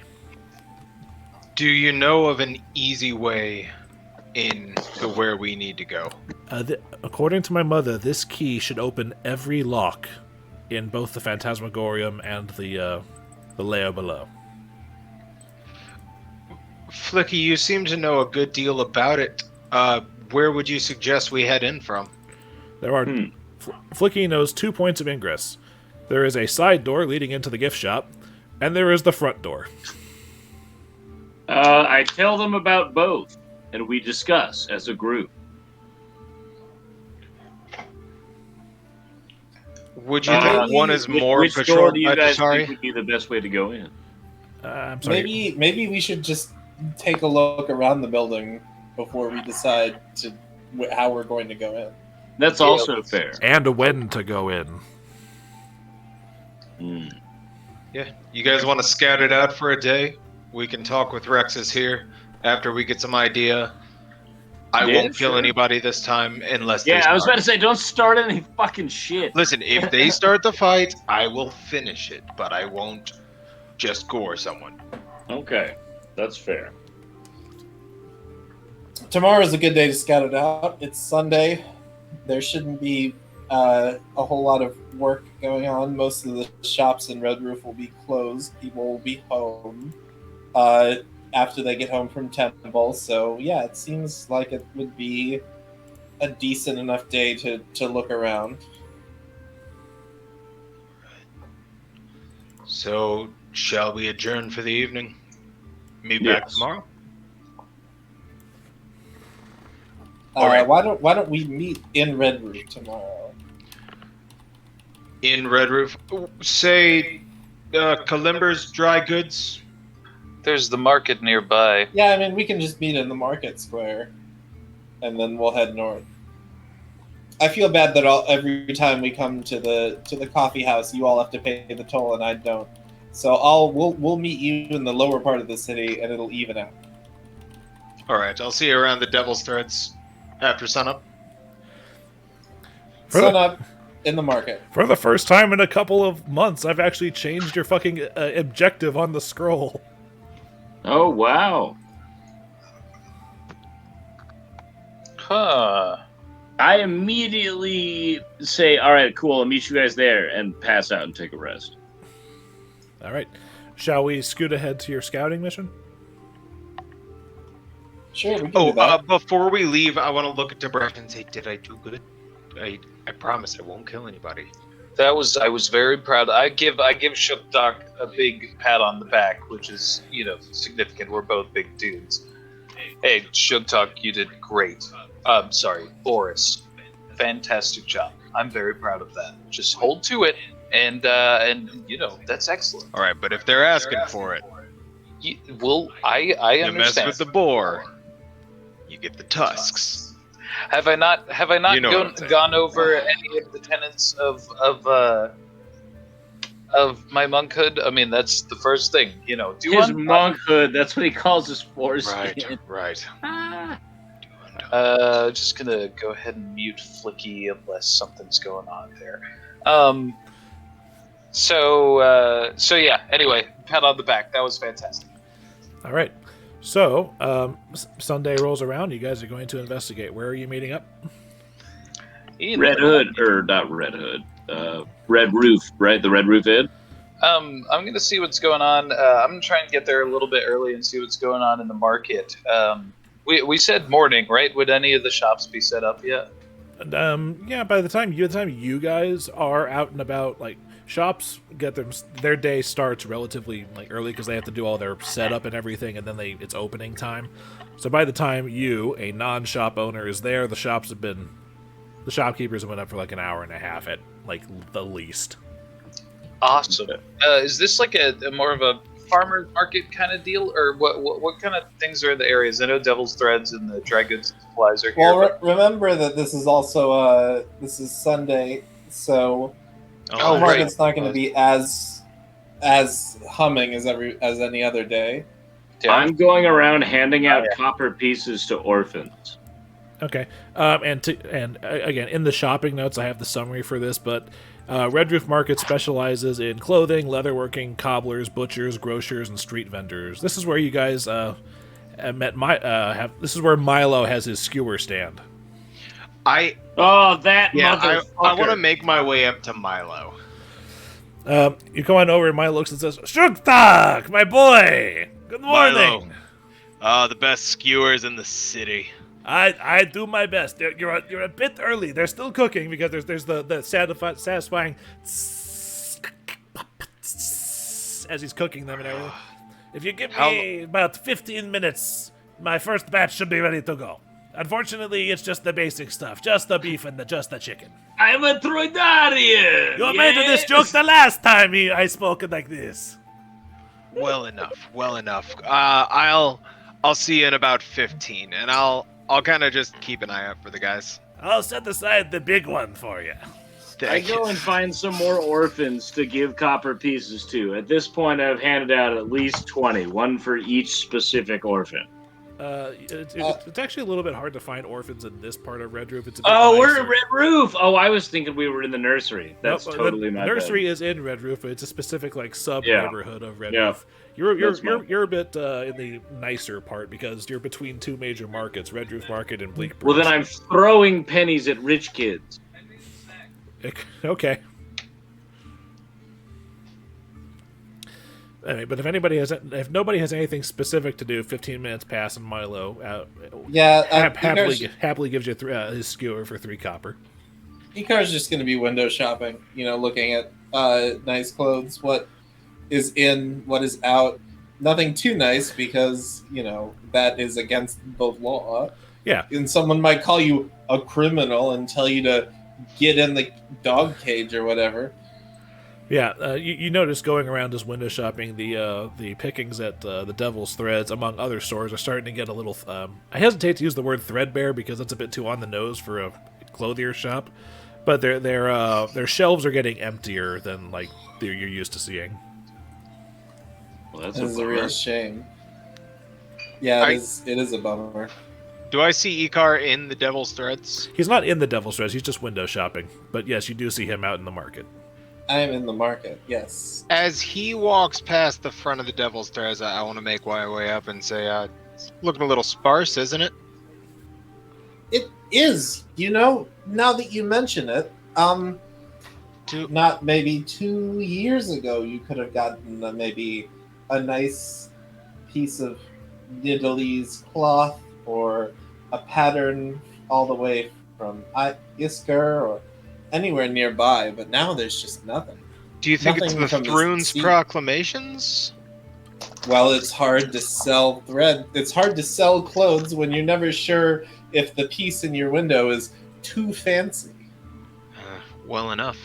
Just remember, embroidered clothing is forbidden unless you buy a special dispensation. Oh, in the city? Yeah, it's proclamation 4 or 5 or something. Oh, cool. Embroidered clothing is forbidden. I'll tell you what, the first thing I'll do when this is all over is make myself some nice mint tea, but the second is going to be getting a whole new wardrobe. Tib'resh has been constantly talking about mint tea. You say mint tea? Oh my god. I'm going to DM interruption. At this point, the town crier comes through. Okay. And the town crier comes through and says, "Hear ye, hear ye! The Lord Mayor Barzillai Thrune has a declaration. Oh no. Uh-oh. The Lord Mayor is happy to announce that the city of Kintargo has been lifted from the blight of pests, and from this point forward, no further copper pieces shall be awarded for their presentation to the Datori." Wait, we got rid of No, I have shut Tib'resh down because I know he's a smart guy. You have to know that this is a ploy, right? Like, they're gonna let the pest build up and kill the poor. But it was their. No, dude, they do it for long enough to make them think they're safe, man. I don't know. I don't trust this. Or it could be that they're simply running out of copper pieces. Yes, or they're broke, which you never... It's a fucking cornered animal type deal, man. And I will remind you guys, I mentioned last session that when you were walking around the city, you noticed that the familiar chirping of birds was noticeably absent. Mm-hmm. Yeah, so there's no more. So they're like, fuck you. It's 2 weeks on from even that. Yeah. Oh, okay. So everyone killed everything in the goddamn city. Okay. Well, this is... At least there won't be any more rats. I'm not looking forward to being sick for another 2 weeks. Aye. Well, shit. Well, should we go take a look around to the north? Yeah. I Everyone's legitimately here, have right? no other idea. Yeah, Well, we're all hold on. together. Oh, Hold wait, on. and I'm Hold gonna on, walk do you- back to. I was about to say, do you smell that? I'm gonna before sorry. So I'm gonna say wait, and I'm gonna be running back to Milo, and I want if it's okay, Icar, as you're turning around, like I'm already running to him, and like Milo, I need 4, the 4 biggest skewers you got. Well, fortunately, I always make them in batches of 12. So, you know what? I'll let you pick. Although this one's the big one, and I still didn't save it for you. And they're how much a piece? 3 copper for these.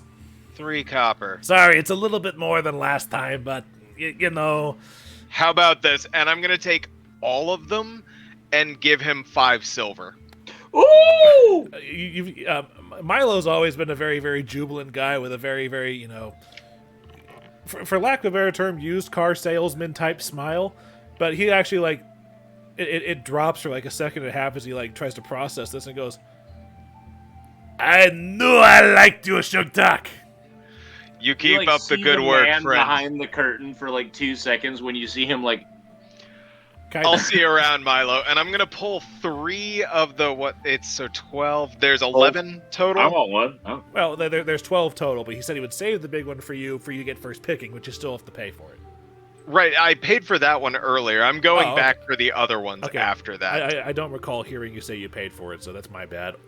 No, sorry, I marked the copper off. Okay, but so 12. Yeah, so 12 for 3. So 3 silver, 6 copper. 3 silver. Grand total. Yeah. Oh, that's all. That's what it would actually cost. Yeah, well, if it's 3 copper per for 12, it would be 36 copper, or 3 silver and 6 copper. All right, then I'm gonna give him 6 total silver. Sorry, instead of half a second, it's a full second. I'm bad with numbers. Not yet. Let him keep the money, man. We like this Milo guy. Yeah, this dude fucking fucks. I'm trying to overpay Milo. While Sugtok is walking over to Milo, I go, yo, see if he's got one of those motherfucking... what is it? Lobster? Reef lobster? What's it called? Before you finish, I got them all. And I'm going to eat 3 of them straight off the skewer like, I'll see you around, Milo. And walk back to the guys and hand them out. Is that... For the Sugtok, do you not get indigestion? I immediately grabbed the seafood one out of Sugtok's hand. There is no seafood one. The first batch was only the basic beef and chicken. It's beef and chicken. No! Sorry. He's not going to make seafood at the very... Like, who eats fucking lobster at 9 a.m.? Yeah, Me. 30, Flickie. Okay, well then I grab a beefaroni stick. Don't get your dietary habits, and I'm eating another 2 beef skewers. Jesus Christ! Them You're like, what the fuck, man? And I'm on skewer number 5 at this point, like, yo, what? You hear the fresh sizzle as he lays out another 12 raw skewers on the cart to cook. I'm taking a nimble bite and explaining, maybe we don't. This isn't the best breakfast, regardless of how you look at it. I go and buy 1 skewer. How many copper is that? No, you don't have it. There's no skewers. I bought all of the ones that were you ready. just said to put 12 more on. They have to cook. They have to 15 cook. minutes. We gotta I'm go to our... going to watch, but continue. Flickie. You go over to watch. You kind of baze some salt onto some seasoning onto them. Be like, I'm going to buy this one. Skr. Flickie, we have work to do. We can't just sit here and accost the kebab salesman. There's no reason that you guys can't go ahead and he can catch up later. We'll see you in a bit then. Yeah, I'll be there. I've got Tib'resh, Icar. He didn't eat all of them. Like there are remaining skewers. Did either of you want one of these 6 skewers? I've only eaten 5. Yeah, he ate. He bought a dozen skewers. I did have a breakfast at home, but I feel They're the inclined to take at least one morally, and Icar will take one. Great. I'll hand him a chicken one. Okay. And then I've got like 3 chickens and 2 beefs left. Tib'resh? Yeah, I had implied that I had one. So I'll give him a beef. I've still got 4 skewers, so on the walk up, I want to at some point like, Icar, Yes. can you do me a favor and just hold on to these for one moment? And I want to offer him all 4 of my remaining skewers. I will. Thanks, one sec. And as he's trying to talk, I'm going to dip off into an alley and quickly throw up all of the meat I've just eaten. Okay. I give Tim the Hawk half of my skewer because him and I are one and the same mind. And I'm going to come back out of the alley. Tim takes. How loud is that projectile volume? Hold on a second. I'm gonna see if I can hear it. Yeah. I rolled a 1.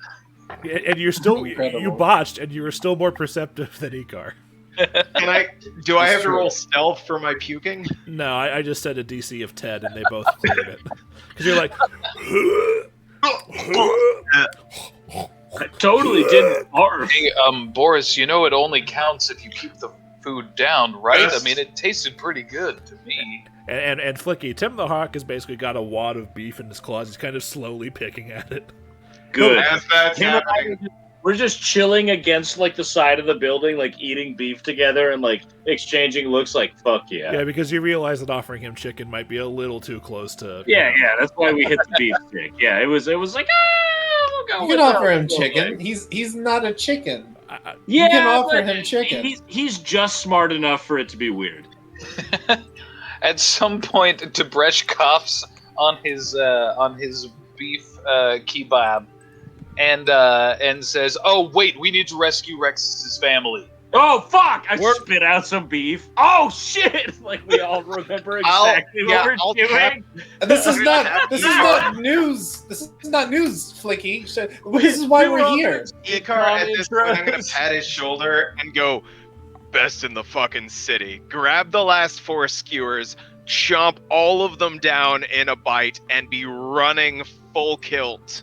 Garrett, northbound. Like, I know that sounds awesome, but you realize how much meat that is in one bite, right? I just threw up all of the rest of it, and now I've got full Viking mouth. That will kill you if you try to eat all of that in one bite. Dude! Oh, you're a changeling. You can make your throat big. Never mind. I tore up specifically my mouth. You just say he's good at deep throating? Yeah, he can fucking suck all that shit down. Before we get into that, surely there's a check for running with a bunch of food in your mouth. Yeah, like don't run with scissors. Like there's gotta be something similar. Considering that we've spent like 10 minutes on this fucking kebab diversion, I'm just gonna let it happen. Fucking Shannon. It's canon at this character when he eats. Okay, let's go. He's a fucking Viking. So You expected Milo him is to. canon now, right? Like that guy is part of the lore. Like he can't not be. He's been part of the lore since the last time he showed up. My God, yes, Milo is Milo. And I had nothing. Don't joke. I dropped it. Would it be a safe? Anyway, Tim, I don't need your sass, bro. Oh, I'm sorry. Anyway, I've moved you guys over to a map with the outskirts of the Phantasmagorium on it. Where's my hawk? I'll put the hawk there. Okay, what's that roll for? Oh, that's my acrobatics to see if I could run and chew at the same time. You're good. There's little bits of spit puke on the way, but that's it. Okay. Ew, dude. I'm just gonna dance lightly around that. Okay, and I will remind you guys that this front porch of the Phantasmagorium is directly off of one of the main streets of the city. So you guys don't exactly have privacy here. Hey. The closest thing to private time you guys got around this building was when Icar had to kind of beach his stealth like nighttime ferry behind this thing, and it got discovered immediately. Was there not, Flickie, did you not mention a side entrance? Maybe we could be a little That's over here. about this. I did. Well, we're not going. I thought today we were just looking at the building. Oh, are we just... When do I become Martian Manhunter and I can just link all of our minds? That's the question. That's probably. Can we see I think anybody that's a around 6th the or 7th corners level from spell. us right now? I mean, it's a busy street and people are starting to go out about their day. Oh shit! Oh, I mean, we're just 4 dudes hanging out 10 feet apart because we're not We're flanking. just blonde boys doing what blonde boys do. Hey, Luke, are these windows or are these boarded? They are windows, but they do have boards over them. You don't see any light sources from inside. No, You talking to me? no places to peek through the cracks. I mean, you could try to peek through the cracks and make a perception check because you've got dark vision. Yeah. Oh, sorry. Maybe we shouldn't do this up front. No, you can peer in. Guys, I mean, you look a little bit like a tourist. Windows out back, but I mean, I don't want to look like an idiot, especially if this place is in any way related to something that could get into trouble. It's an abandoned museum. Sure. Can I cast The worst Tib'resh that look like an idiot? The worst that looks to Tib'resh is that you look a bit touristy, that you haven't been around the city before. Okay, I'm sure it won't be that awkward. The first thing we should probably check, who has the key? That's up to you guys. Rexus gave it to you guys collectively. That's actually me. I have the key. I hand it to Icar. All right. Well, let's see if this is actually going to work first. So I'm gonna try to jiggle the handle. I'm gonna try to like move the door without the key first. Is there a key? Is there an obvious keyhole? Yes. Okay. Tib'resh, So you want to keep an eye out over there? I'll look this way if Flickie. All right. So I will check I'll check the door a little bit, wiggle it. Hold up. Is it locked? It is locked, and you would classify it as a good sturdy lock. Okay. I stop. I just no. I can't. Fuck. I'm trying to do something, but Tim's too far. Or Tib'resh is too far away. That's my perception. Don't worry about it. Keep a look at this. Luke, my perception check looking in the cracks in the boards in the window was 29. Oh, okay. And what's your dark vision? It's shit. Hold on, I have it on my. Pretty sure it's 60 feet for. I want to being say an orc. 60. Yeah. Are you guys leaving me and the fucking pussy boy, rich boy, to just bear the brunt of whatever is behind these doors? We're not gonna open the door yet. No, I'm just. Oh, okay. I would if just it like unlocks, we can all kind of sneak in together, but Okay. So- With your dark vision looking in here, Yes. you can see most of that's the wrong thing. Haha, you drew the wrong thing. What is that? Everyone paying at Luke's failure. Haha, Luke, you fucked up. Luke, is that you? Are we on Uh, this? Is this what's happening? That's Are we all oh, okay. You see a room that appears to be full of, for lack of a better term, fish tanks. But you can And always... only Tib'resh can see this, right? Yeah, that's dark vision for you. I don't have dark vision right now, so I just got a 9 looking into the dark. You see dark. It just looks like a normal museum. all right. So we've established the door is locked. We've established there's a keyhole. I'm going to take the mithril key. I'm going to put it in the keyhole. I'm going to turn. No, don't worry, Tib'resh. I saw the exact same thing as you did. Totally normal over there. Oh. Yep, the key All works. right. Okay. All right. You, If everyone would please pay attention. So the key does work. Okay. I'm gonna click it back locked and pull the key out. So this is the place. Tim the Hawk flies onto Tib'resh's shoulder. You guys, I know this is I'm always the guy that doesn't want to wait, but we have a key that unlocks the door. Why don't we just go in? Does that not feel too simple to anyone? I mean, our friend's presumed dead family may be down there with allies. Why you said should it's we below wait? the Phantasmagorium, right? Maybe we can just explore the top floor, see if there's anything, see where we're going, so that when we come here at night, we can just beeline it straight down. Luke, real quick, when I look around, are there any proclamations condemning this place or banning people from trespassing upon it, like, explicitly? None. None. Okay. Good question, man. Well, I mean that fills my. All right. Would Icar, someone did you else test like the to? lock?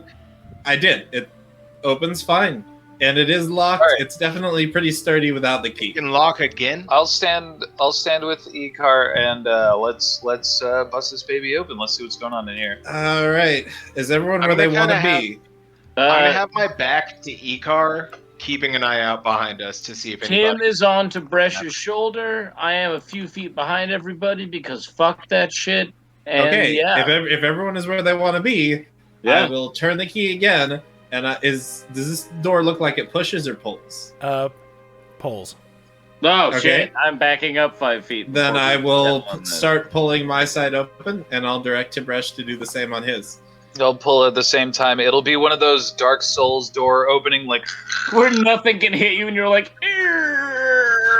I have my back to him, so he is gonna back into me, and I'm gonna go, ooh, Icar. The sprawling single-story. Why building- did you stand directly behind me when I'm opening the door? I'm trying to look out for you, like I'd be a lookout. Gentlemen?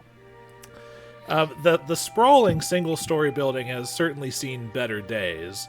The stone facade stands out amid the brick-lined walls of the neighboring structures, and numerous windows, in fact most all of them around the entire building, are boarded up. Various signs, while Tib'resh is busy looking for condemnations or proclamations saying stay out, he did find several signs advertising rates and incredible exhibits awaiting within, and a large crimson sign above announces Hokum's Phantasmagorium.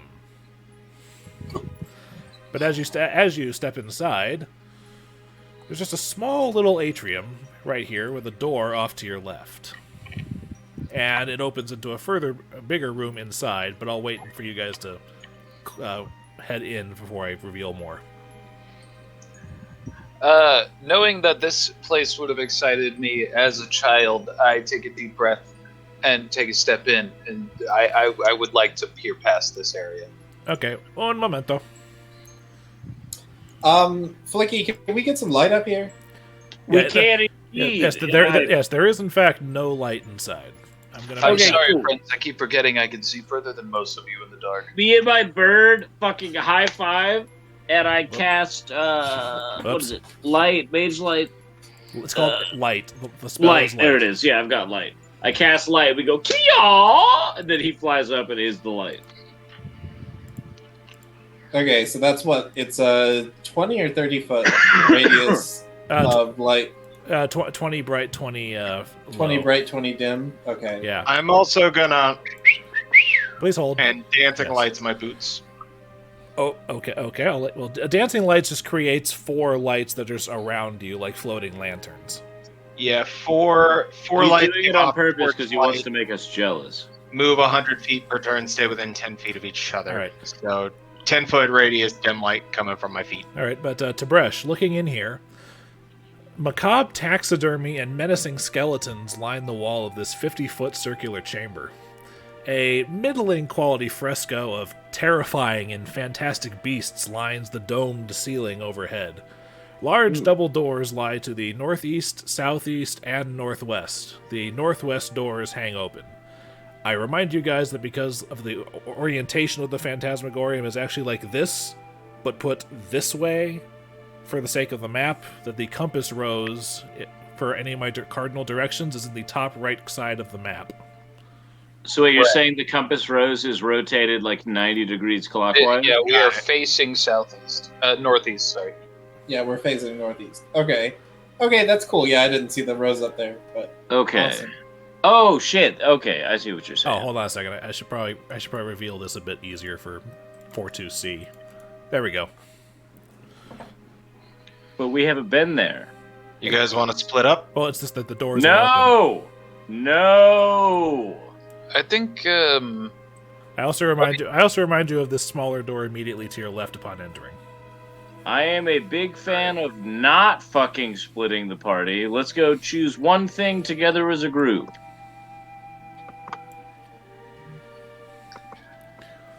Well, Boarris said that there was nothing going on that seemed to be on the right side. So yeah, we'll go ahead and peek through this doorway since it doesn't seem to be. Which doorway? Are you talking left, right? Wait, let's hold on. Let's check this door here first. The one that Sugtok's in front of. Yeah. I'm gonna wiggle the handle. Is it open? Yes, actually. Oh, I open it. This large room holds various theatrical costumes, ropes, posts, blank signs and banners, paints, and some well-worn musical instruments, as well as an open cash box for daily ticket receipts. This is the box office. Did any of you ever read The Legend of Scooby-Doo? Sorry, that was a bad joke. Bad joke. Oh, love yourself, Tim. Wow, these are interesting costumes. Yes, ranging in various flavors of motley, monster hunting, shining knights, all sorts of things with a very thick layer of dust on them. Flickie, did you ever come to the Phantasmagorium when it was open? He looks over at me, and I'm already 110% dressed in a knight costume. And I'm like, what? That was perception for a cool costume or a functional instrument. Oh, perception. As far as functional instruments go, even with that shitty fucking roll, any of the ones that have metal bits, the metal is corroded, and any wooden bits of it are heavily rotted. No, you're good. I'm gonna roll for it, baby. I'll also take a look around the room. Okay. Perception is a +6. 18. Icar. Uh-oh. While While everything else around the room seems relatively in disrepair, you actually do see a little bit of something shiny behind the podium, and reaching down to check it out, you find, and this is where loot comes in, you find a platinum piece. Oh! 4 gold. I'll just go ahead and put it right in. Yeah, 4 gold. What is... Hold up. 1. All right. Okay. 1 PP. 4 gold. 2 GP. 4 GP. Yeah, 2 silver. And an old copper ring with a motif that looks like fish and the waves. Oh, this game's gonna get so wild. Is it shiny? It's tarnished copper. Huh. It's Chekhov's gun is what it fucking is, dude. Somehow that ring is gonna be very Flickie, important. is this ring magical?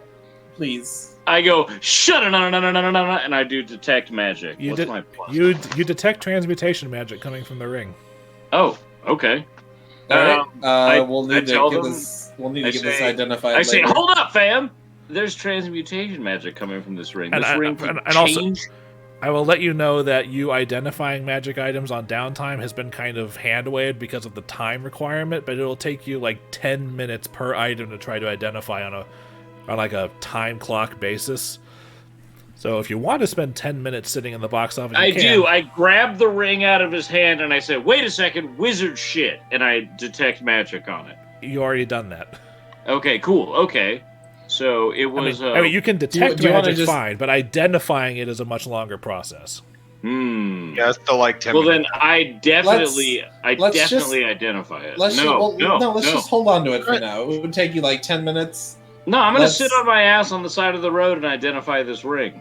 I'm doing this. Yeah, I you guess. wait in the we're center and we'll waiting. look around. No, you guys can keep going. I'll meet up with you. And I Let's- start looking at the ring. All right, we'll take the Flickie, hawk with us. Flickie, the whole point of going in is not to split up, and you're gonna sit. Oh, for I 10 fucking minutes. forgot we were in the room. Yeah, Fuck that Sugtok, shit. stop. Put the ring in my pocket. Let's go. And I follow them back into the building. Yeah, because remember, there's no rule that says you have to do this entire thing at once. You can't always leave and come back, and while you're gone, Fuck that. identify. Anyway, Sugtok, I need to stop you. Let's see. Where's my? Yeah, I was not going further than about a door. Okay, well, I'm not entering anywhere without the crew. I still need to stop you about here. Tim is on Tibresh's shoulder. Sugtok. Yes, Yeah, because- I wouldn't have separated from the group. I do want to make that a. Okay, I'm rumbling, but I'm not totally gone. all right. Well, you were. Oh, okay, we're all here. 'Cause Let's the do point it. was to keep the crew together. I was. Well, we're all here. All right. I do want to take a good look around the room as Well, we end. Well, you get here, I'd probably be here looking at this monster. As you guys enter the room, you suddenly hear what sounds like a noise. Tim is still our source of light, correct? Yes, and as Tim flies in, there's another I also got light fuse. creaking kind of noise, and two of the exhibits in this room, specifically, the two skeletons that have a placard labeling them as Arcadian skunk apes. Oh no. Suddenly start moving, looking at you. As soon as I see them move, I want to jump into boar form. Okay. If I'm able to do that before combat starts. All right, and they pick up. Each of them has a club in their little display, and they look at you, and there's faint glowing blue lights in their skulls. Go time! Hold on. Are we Night at the Museum in this game right now? I'm going to sense motive on this What? rock. Yeah, I have a huge sense motive check. You said sense motive, and the combat music started, Tim. What? Yeah, That should be all. That should be all the sense motive you need. Tim. I think their motive is to sense to my beat motive. the shit out of us. Well, I mean, I'm just saying, if sense motive can give me any inkling of their actual feelings about a certain situation that might Their feelings are like manipulated punch, in a fight, my character is going to try and take advantage. Well, if you guys want to, a knowledge religion check would identify. I have Take a rough guess. I've got a +6 on religion. I get a 9. Let me roll real quick. +6 gives me a 23. Must be related to some religion. No, it's just that knowledge religion is what's required to identify the undead. And Flickie can identify these skunk ape skeletons are, in fact, actually the skeletons of each is a skeleton of a Sasquatch. I tell them all that because they're all spiteful bastards, but I tell them because I love them. But he also knows that as skeletons, they are kind of don't really Bitch care. boys. They don't really care about any weapon that would poke or cut at them, but they're not exactly fond of things that smash. I tell them to fucking just whack on those motherfuckers. And they are immune to cold damage.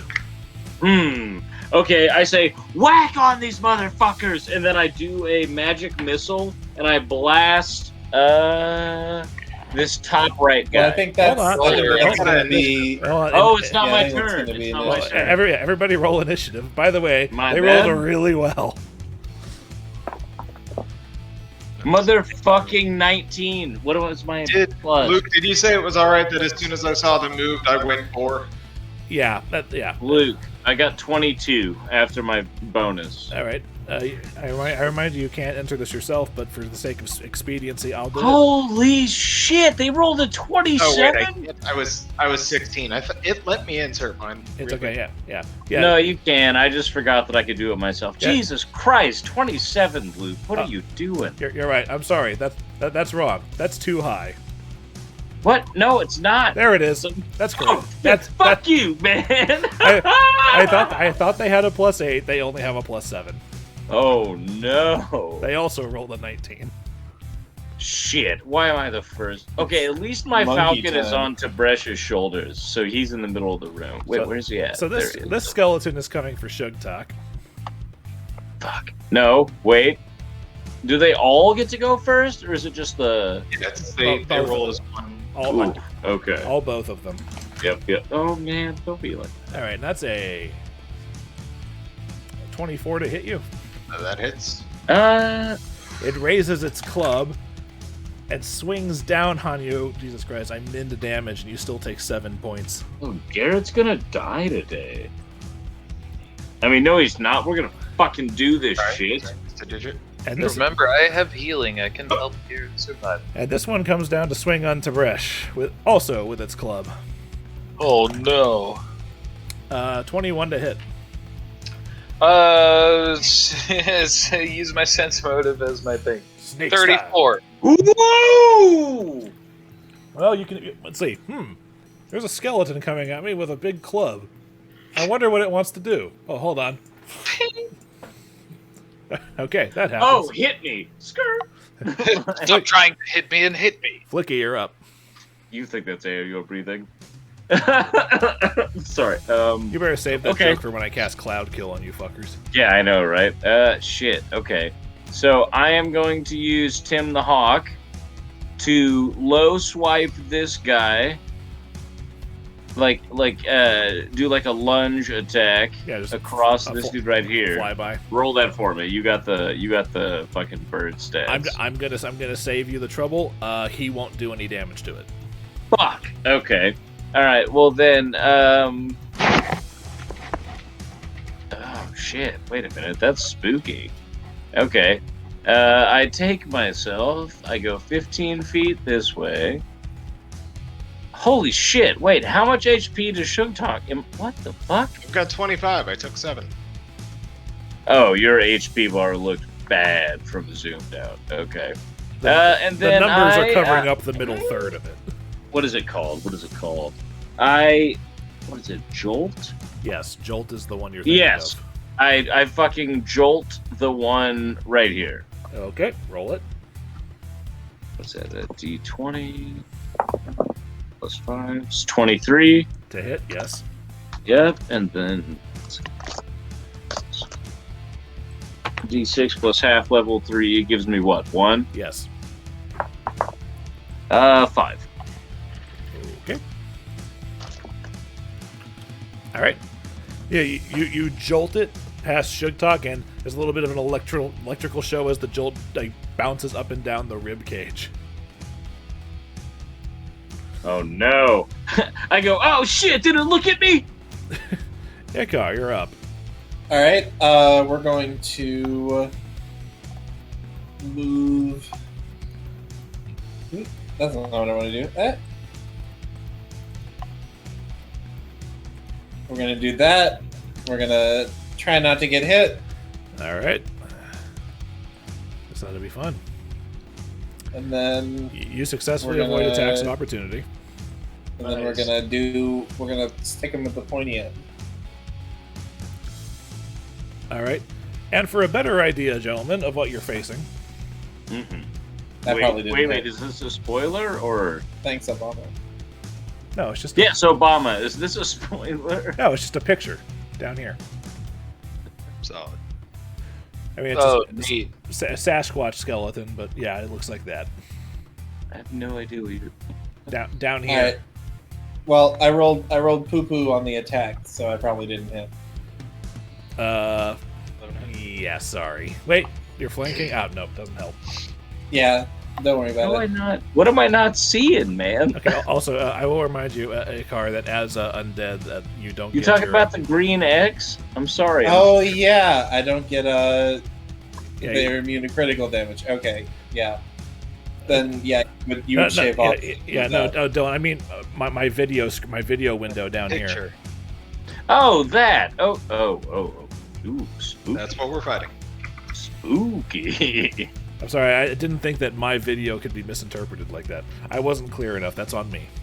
No, it's on me for being an asshole. Keep going. Sugtok, you're up. As the electricity rattles through his ribcage, I'm going to look at him and go, my turn. Or 13 to hit, 13 will not hit. and then it's a -2 with my other hoof attacks. Yes. Hit. 19 to hit. No 5 hit. So one it's hit. A D4 plus 5. So, thunk for 8. You out of curiosity, which limbs hoofed up? One I want to go. Actually, yeah, it needs to be my feet because I want my hands to be free. Good, because this makes it even funnier. You basically do a sort of cartwheel around it, and one of your hooves catches it in its skull, which flies off and crashes against the wall, and the rest of the skeleton falls into a pile of bones at your hoof. Oh no. Can I say that cartwheel landed me there just for flavor's sake? Since we're technically still in combat, no. All right, well that's my full move. I can't do anything else, right? Because full attack. Yeah. All right. Tib'resh, you're flanking. All right. I'm going to flurry of blows this skeleton because it's just right there, aiming at its head with the updated dice. Fuck me. Wow, I didn't hit any of those. No, even including the flanking. No. Unbelievable. You cursed me, Luke. Sorry. No, wait, hold on. 1 second. Okay, well, these didn't save with the... They should be +5. It won't make a difference. No, it won't. But they should be +5. I'm gonna fix that. Okay, you can do that between turns. Meanwhile, there's a ape. Oh, fuck. I forgot they were going first. I mean, darn. Okay, and he rolled even, so he's going to swing on Tib'resh. Ooh. Boo. That's 19 coming at you. That's gonna hit me. Yep. It's been around. Your snake style's back. Oh, you're right. Scooty-doo. Scoobity-doop? Is that what you... 31 is what Scoobity-doop just gave me. All right. You just Scoobity-dooped your ass out of damage, baby. Scoobity-doop. Yeah, you Because his sense motive is 14, so like that's basically his AC if he rolls 3+. Yeah, but you see the club coming up, and you go, oh, it's going to come down. So you take a quick step back, and it kind of crashes into the floor. Scooby-Doo, what? Like a snake, Flickie, you're up. Okay, cool. Where's my hawk? There he is. I'm gonna do nothing with him because he's our source of light. Right? Like, there's no other source of light yet. Sugtok has some dancing lights going on. Yeah, but I'm talking about like an actual source of light that can cover a room. Wow. Fucking destroyed. Whoa. No, I'm serious. Luke, the same light without needing to attach it to something. So does Tim the Hawk still have like full coverage for light?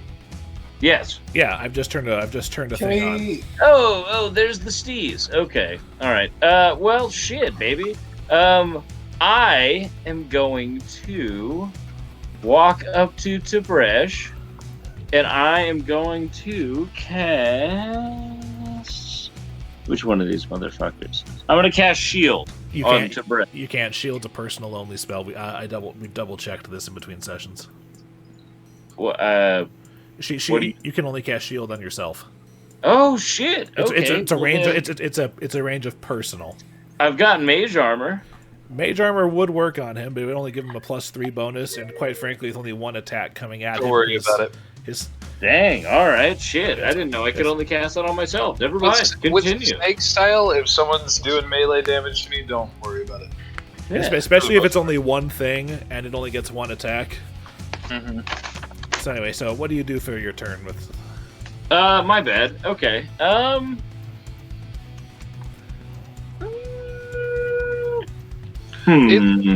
Here's what I'm gonna do. If I can't fucking do anything with that, I walk up to Sugtok and I enlarge him. No, I don't accept it. It's not. We're fighting two dudes in one step. Okay, fine. Damn. I jolt this bitch from 20 feet from where I started. I jolt this guy. Okay. Alright, let's see. Yes, the other fun bit about enlarging someone in here is how the hell would they fit through the doors? Yep. Dude, hey man, they just got a charge. But of course, 19 hits. Okay, and then it's it. +1, 6. Hey. 6. All right. You zap it in its shoulder, and there's a notable electrical burn, kind of still with electricity. I yell at my friends to aim through the muck to like try and hit whatever's in there. It's a skeleton. It's hollow on the inside. Oh my god! Wait. Okay. Icar. You showed us what it was. I don't have any blunt weapons, so I'm just gonna try to hope to do enough damage to matter. So we're gonna swing. No. Oh no! Yeah. I am just I am not getting. I'm not getting dicey tonight. It's just Icar's like, what about their ancestors? To be fair, I'm still in party coming together. I'm still in Icar mode, so this is to be expected. So what does charging give me towards an attack? Charging, as long as you move at least 10 feet in a straight line, it's a +2 on the attack rolls at the cost of a -2 to your AC, and yes, you can charge dropkick with your hooves. Got him! The way all of us are positioned right 17 to now, hit with the the roof drop looks like kick. Omi from fucking Challenge Showdown. Oh, that show. 6 damage No! to his face. Oh no! Do I get 2 hoof attacks still? Because Yeah. the hooves naturally affect this dude? Yes. Okay, so roll d20 plus 7. 24 to hit. Oh my god. that might work. Sugtok charges and like leaps hooves first, so And basically then 7 damage feet- with hoof 2. feet first this thing, and plows straight through it, and the head and shoulders are kind of sitting there, and the legs are still standing up, floating in air. There's for a brief beat, and then they fall, while Sugtok is kind of covered in Sasquatch bones, making up its arms and torso on the other side of the atrium here. I'm gonna pick up the 4 smallest ribs and tuck them into my necklace. Ew. Ribs. Yeah, the smallest ribs that I can find. It's a ape-like creature. Yeah. Man, Okay. at this point you're being weird. Like, No, Okay. I'm just saying your Okay. chest isn't like 2 feet across. If you want to get like finger bones or something, I don't understand. But a fucking rib on this thing is like this long. In your necklace. Alright. Oh. Okay, Just grab it. everyone. It's a skeleton. Just get some teeth and put it in your pocket, and we'll figure it out later. Fine. I'm gonna punch the our- jaw and scoop up the teeth. Our goal here was not to cause a whole lot of ruckus. It seems I strange. said I wouldn't start it. Okay, hold on. Because I don't know a lot about this place. It seems strange that they would just leave all of their exhibits up in the form that they were in with very little security that we were able to get through. I mean, do I these think have any it's value, more. I think or- it's more concerning that the exhibits are coming to life and that they're undead. obviously. Yeah, that's Anything that's- that's in this complex that is made out of skeleton bones is suspect. But I just think it's strange that everything was just left about. It almost seems like none of these, can I look around and see, none of this place has been robbed at all? Like, all of the exhibits are existing in dust-covered shelves, right? Perception check. Tib'resh, have you ever seen anyone be evicted before? I haven't. I have seen people be evicted, but normally all of their shit is taken outside and they're We've tossed also out on seen the curb. 70 people come out of a 4-person apartment. Yes, so it's there's 2 ends of the spectrum. Luke, that is a 27 on my perception. I saw. Woo! Looking around, you can actually see several of the exhibits here, and a quick knowledge nature check for the exhibits here. But some of the exhibits, you can see like there's a few remains of like other skeletal creatures in here. There's That's my shitty nature check. okay. I got 24 if it was for anyone in the room. So my Okay. mind is being blown by the descriptions of all the creatures here. No, I actually have what's keeping your attention here, but Oh, a quick aside for the nature check. Flickie can identify that the skull of a Cyclops king is only the skull of a mastodon, Jesus Christ! and he sees what appears to be like a pillow with a complete set of large dragon fangs labeled as teeth of the blue dragon Rivosair that he identifies as fake plaster copies. I go, guys, these guys are crazy, But they don't know that they don't have the good stuff. I quietly relay this information to my homeboys. But Right, this what distracted Tib'resh from focusing on the nature checks is footprints in the dust on the floor. hey, someone's been through here. At least, Luke, can I tell how long it's We been? collab. Can we collab? Can we trade information? If you want. Yes, absolutely. Can I get an idea of how long it's been since these tracks were made? With a survival check or something? Yes, it would be a survival check, specifically because you also have to differentiate, oh shit, which of these tracks are ours from just now. Right. Okay. Survival check. 16. All right. Mine are circles. Well, the tracks in question seem to just kind of poke around, but 2 of the footprints actually end at both of the stands where these skeletons were before you guys walked in, and then the entire cluster of footprints that aren't yours head out the door to the left, the open one. This one. Yes. Okay, so what you're saying, Tib'resh, is that there's someone else who's been rooting around in here. That's what it looks like. Look at the doors over there. It looks like someone's been through here and just left everything as it was. They left the front door locked. I don't know, fellas. I feel like we need to do a bit more reconnaissance. And with the left door open, it just opens up into a hallway. You can see it from here. I saw this room earlier. It didn't look out of place or anything, but maybe a second check over might not be the worst idea. There's also what I understand to be the gift shop on our right. Hey, are you not like there are people in here, or there have been people in here? I mean, do we believe that they're robbing this place, or just, you know what? Okay, let's go through this area and see. We don't know because we don't know anything about the building. That's what I'm saying. What I'm saying is, if there's footprints in here, that means that someone's been in here, and if they've been in here, they had to go either in through the front door or the side door. We could ask some of the neighbors, some of the people around the building, to see whether or not they've been going inside or outside. Like if they've seen anybody in here. Yeah. Should we and we should probably speak around with the neighbors, come back another day? Well, I mean, we should probably not rummage through this place during the day. We should probably come back at night. But yeah, my vote is to go try to get information on whether or not people have been inside the building. Like if they've seen people going in and out. I don't know. We could maybe look into another room. If it's also booby trap, that'll just confirm what we all I looked in here earlier, and I am positive everything is completely fine. So I'll go in here. Dibs on not touching a door. Okay, hold on a second. Who's doing what? I'm doing nothing except regrouping with Tim. Okay. Sugtok, you realize you can't see in the dark, right? I've got light on my feet. Did you have light on your feet? Did you have light on your feet when you were looking outside? No.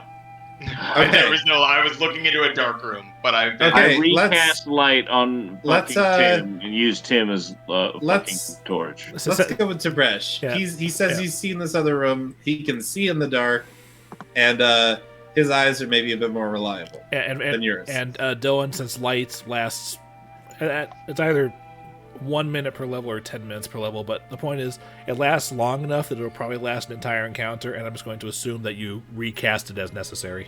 Yes, exactly. Thank you. Because I would. So yes, I have created a flying torch. Let's continue. Okay. Yeah, I mean, if anyone's concerned, I can take a peek through this doorway. But I don't want to get us into any more shit. But I'll take a look. All right, that's what I'm concerned about. I just really don't want to be in any more shit. That was the wrong thing. Please hold. I am going to.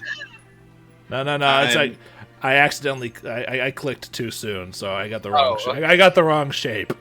Pick the right thing at the wrong time. Yep. Oh shit! I think those bananas are ripe to eat by now. Dude, do you have bananas? I haven't had a banana in like. You crack open the door, which by the way is it is locked, but the key does open it. So you're proceeding. He opened the door. It was locked. Okay. And you open the first thing you do is that you open the door, and quite frankly, you got some. You see some things. Oh no! Oh my god! This is why I told you guys not to. Fuck! So I'm gonna blame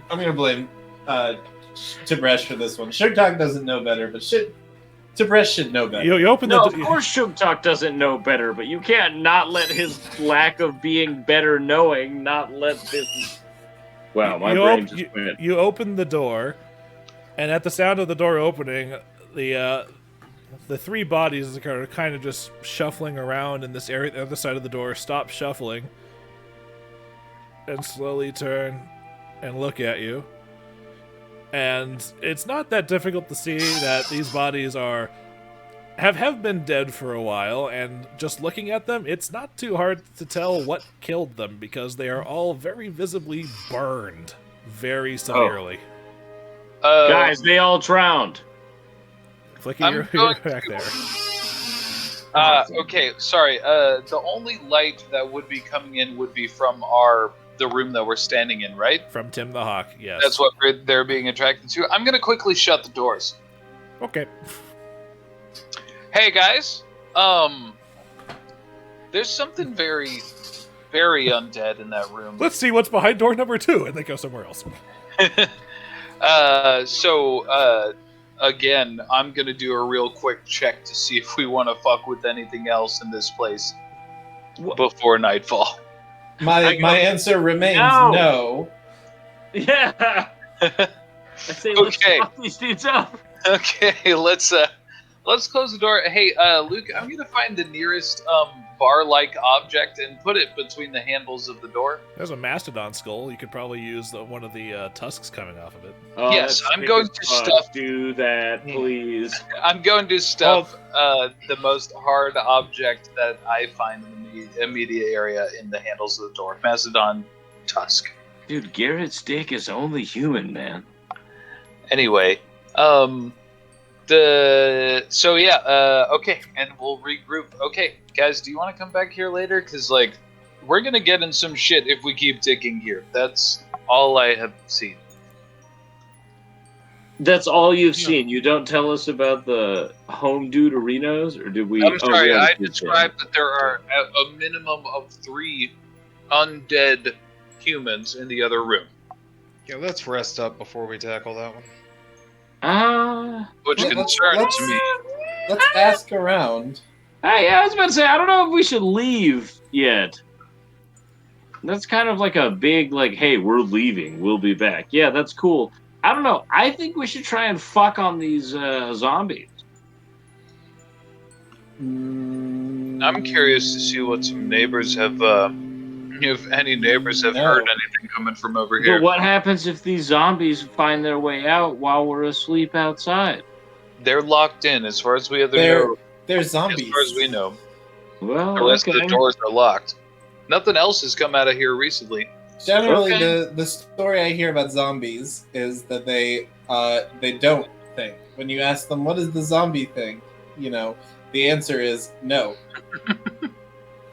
Okay, that's fine. Yeah, me and my hawk, everybody, I guess we just kind of peace out. No thoughts, head empty. Literally. You coming, Flickie? Yeah, oh, sorry. Let me do my... Yo! Okay. You have to be outside. Oh, my bad. Wait, there we go. And then and the bird. Yep, got the bird. All right. We will gently close the door and lock it again. We just go, let's just talk about that later. Well, the whole point here was to, like, examine the building, not start murdering zombies. Which is crazy, because usually Garrett goes, let's murder people. And it's like, damn, son. Yeah, yes, but the first... I did murder everybody in front of us tonight, so... Yeah, I know, dude. Shit's wild. He might be a bit more cautious since taking a skeleton, a Sasquatch club to the temple. Yeah, that'll do it, man. If you get fucking bingo bangoed like that, like, shit, dude. Ask Tib'resh. It happened to him recently. Yeah, it's not pleasant, is it? I'm just glad I have so many hit points, because I'm a wizard, man. I can take one hit. I can't heal you or anything, but I am very proud of you. Considering you didn't charge into the other room after knowing there was other shit going on in there. That's pretty cool. You open the door. Yeah, because as I understand it, you guys are going to spend the rest of the day asking around and then go back in after sundown. Depends on what we hear, but probably yes. More than likely, yeah. Okay, so for the ease of things, I'm just going to leave the map where it is. Yes. All right. So, you guys, if you want to ask around, that'll be a diplomacy check to gather information. Icar? Oh, I'm the one asking? Okay. That's up You're to good at diplomacy. Well, I rolled a 3 and a 1. So we'll take we'll take the 3. Okay. Hold on. Actually, can I also give it a shot? I am good as hell at diplomacy. If you want.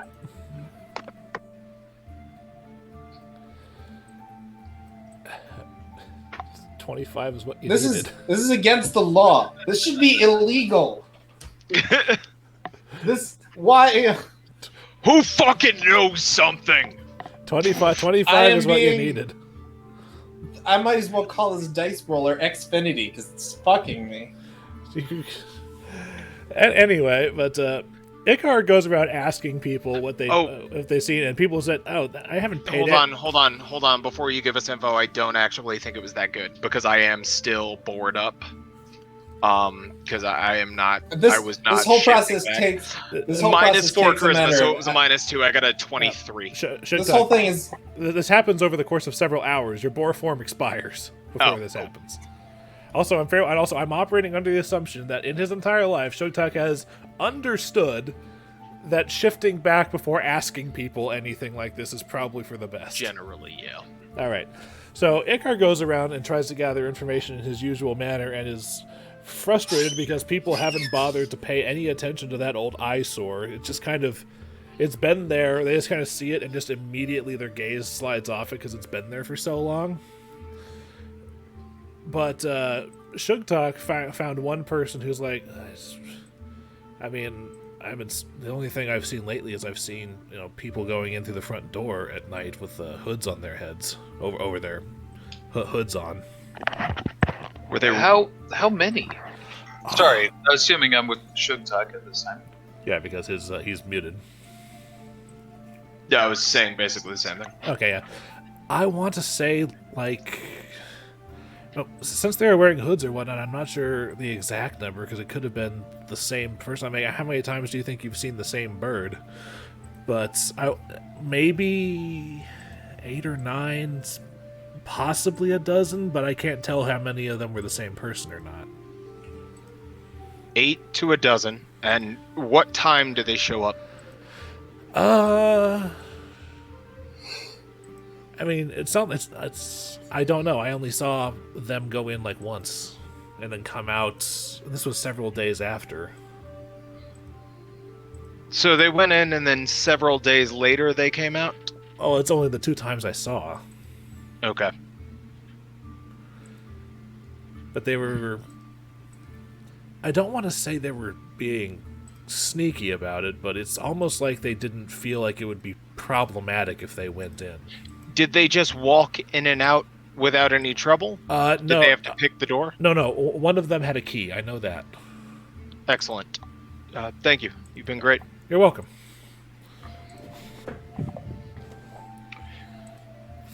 Icar, I've talked to like 12 people. None of them know or see any. Oh, that building's too old. Don't pay attention to it. I think one of them just didn't want to talk to me because I had nice clothes on. That's what I think is what happened. Well, there are perks to being gigantic and kind of scary. I'm not scary? No. No. Hell, even I'm a pussy, and no. But they tell me somewhere from 8 to 12 people come in and out at night, and they also have a key. Okay. It does make me think they're connected. Hooded, robed figures. Sounds like necromancers. Well, that would explain the zombies and the skeletons marching to attack us. So, sounds like our Phantasmagorium is infested with necromancers.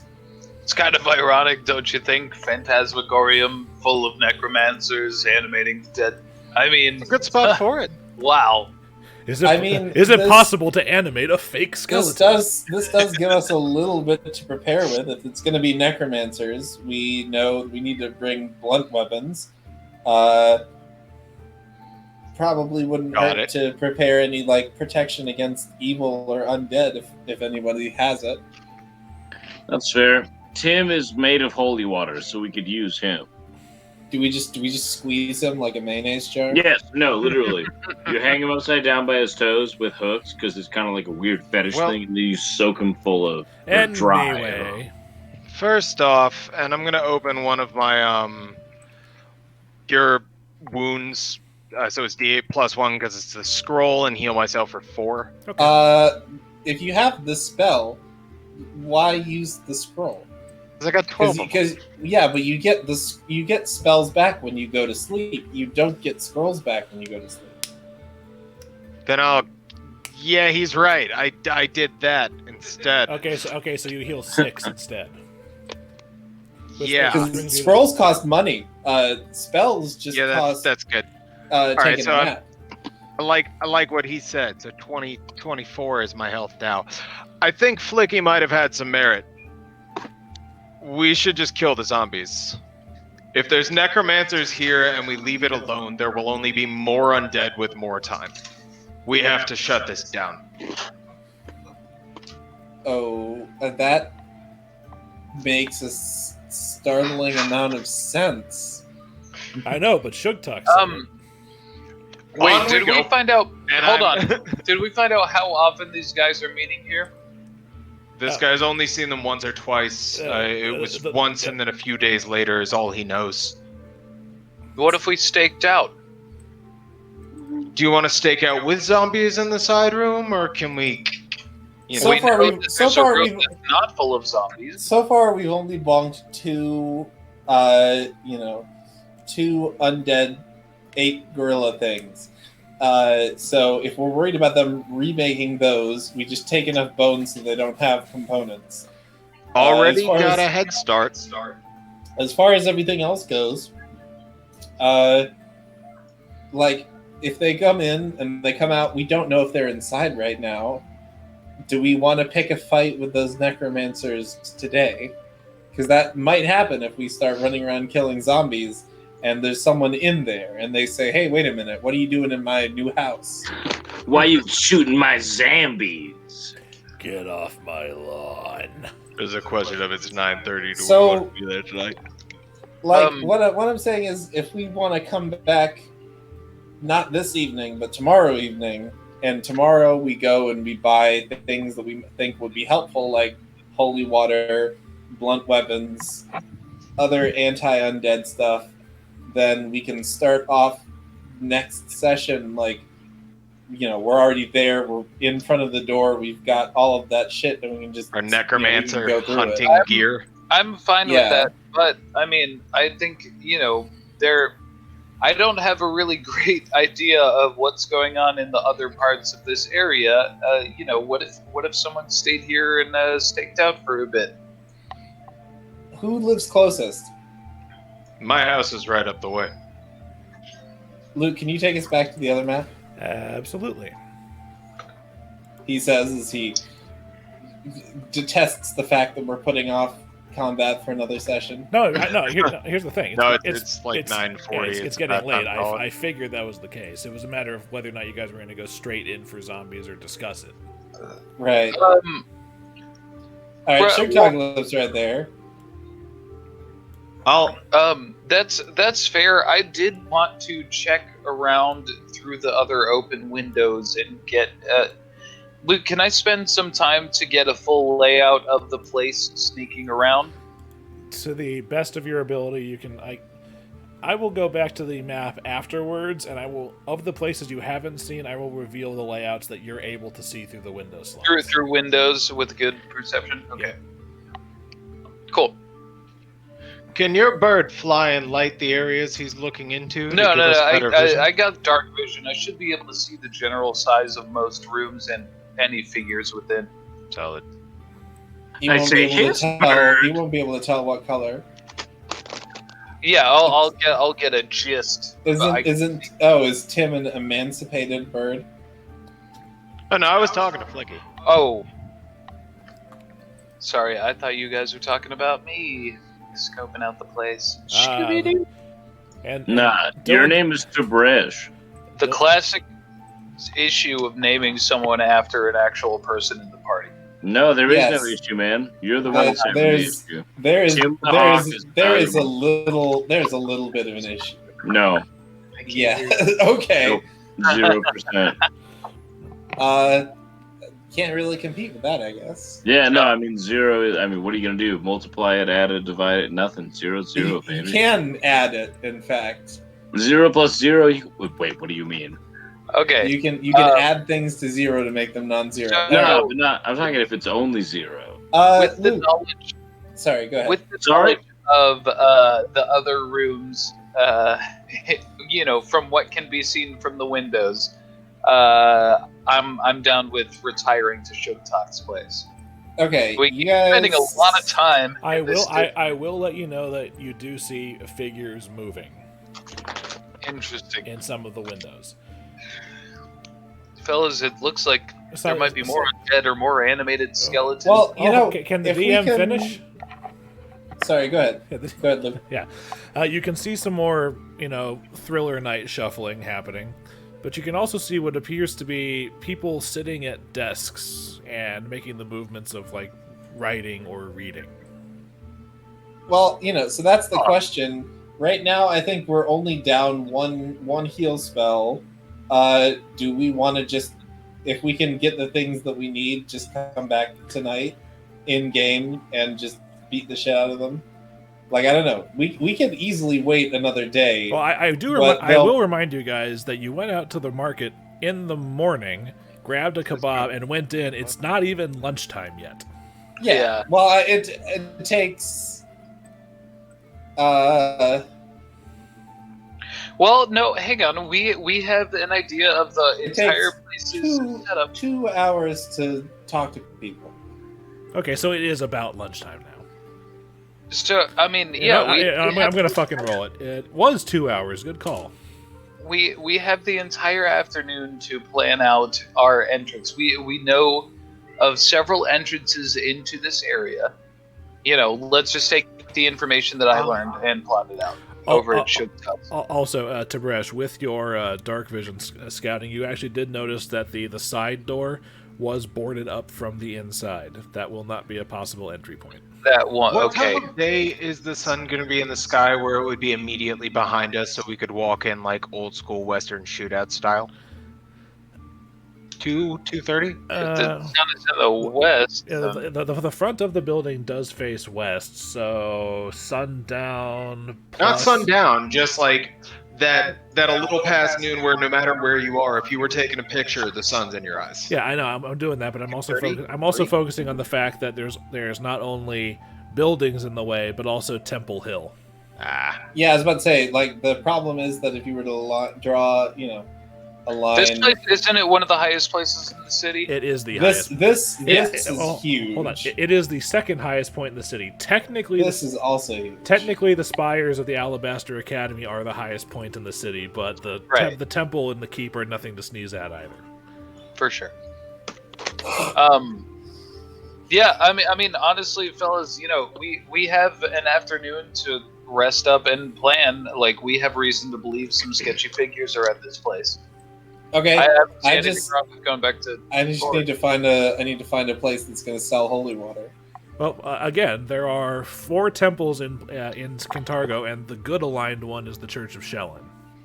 Let's then Icar will take a visit to the Church of Shellen All right. and see if there is someone available who would be willing to part with some holy water Yes. for the right price. Yes. He's very happy to direct you. The High Priest of Shellen, Zacharin Vest, is happy to. He's a relatively handsome, androgynous-looking kind of guy. Like he stepped out of a Pretty Boy anime. One of my favorites. Yeah. But Sorry, that was super gay. yeah, it's okay. But he can sell you. He's willing to sell you holy water at price. That's fine, I guess. What is? I'll avoid flirting him up for now. He's not coming. He's not coming on to you. He's just androgynously handsome. All right.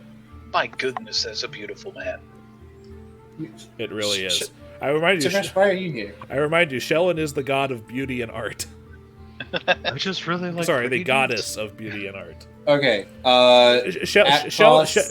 Shellen is basically like Aphrodite, but she wields a glaive. All right. Holy water is 25 GP, so I'm gonna buy 4 of them for now. Okay. That's gonna be 100 gold.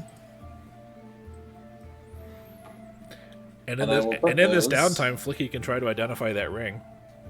I will indeed. Roll me spellcraft. I will roll 2d. Alright. See, spellcraft gives me a plus 12. And once we're finished shopping, we'll call the session. 27. It is a ring of swimming. Okay. Which basically means wearing it gives you a +5 bonus on swim checks. Oh, okay, groovy. I grabbed that shit, boy.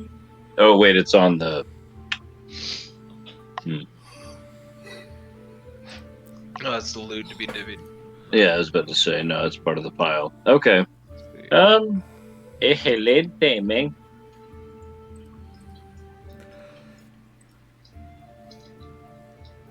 Where... Sorry, I'm looking at the overworld map. Give me a second.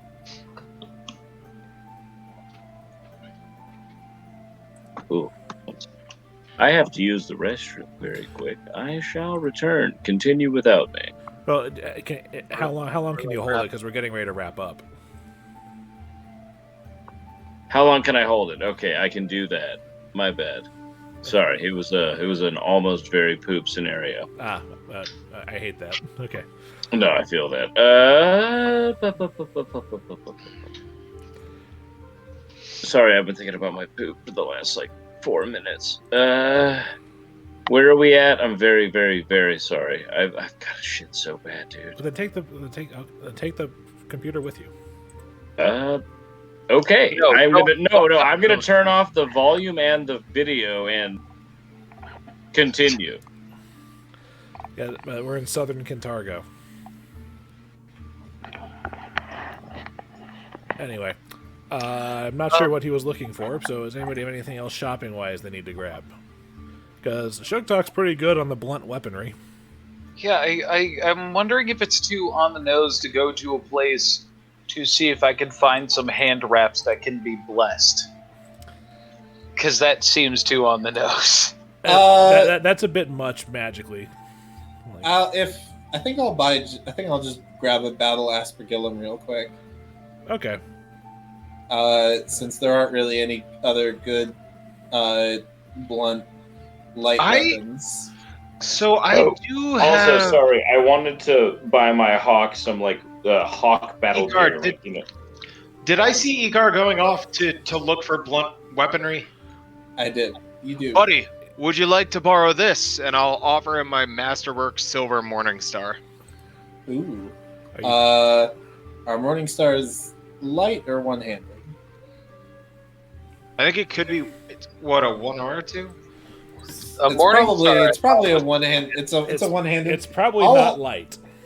I'll hold on to it. I can't use weapon finesse with weapons that aren't light. Category one-handed proficiency, simple weapon. So it's a one-handed. So I wouldn't be able to use my. I could still use it. It just wouldn't. I wouldn't be able to do any of the cool fancy stuff with it because it does say 1d6 for a small one. I don't know. Was this a medium, Luke? The 1d8. All the weapons you're gonna have are gonna be medium unless it specifies. Yeah, if he has a light base, that's a light weapon, but he's getting a battle aspergillum instead. Because I can put holy water in the aspergillum and shake it. But basically, it's like for those of you who don't know what it is, you know that little wavy priest sensor thing. Imagine that, but on the end of a long stick, and he smacks people with it. Solid, very solid. Mm-hmm. All right. So the damage on that is D6. That's very solid. Sounds like a good time. This was before he bought something. I got silver and blunt weaponry, but he's the only one that would use it. I don't know if silver is going to matter. I mean, I would hold on to this. I have the silver dagger that I use when we wind up fighting demons and other things that have damage resistant silver. Yeah, you still make the best use of the Morning Star. Yeah, I'll keep it. Yeah, because you're a strength-based fighter. And I'm strong. And yes.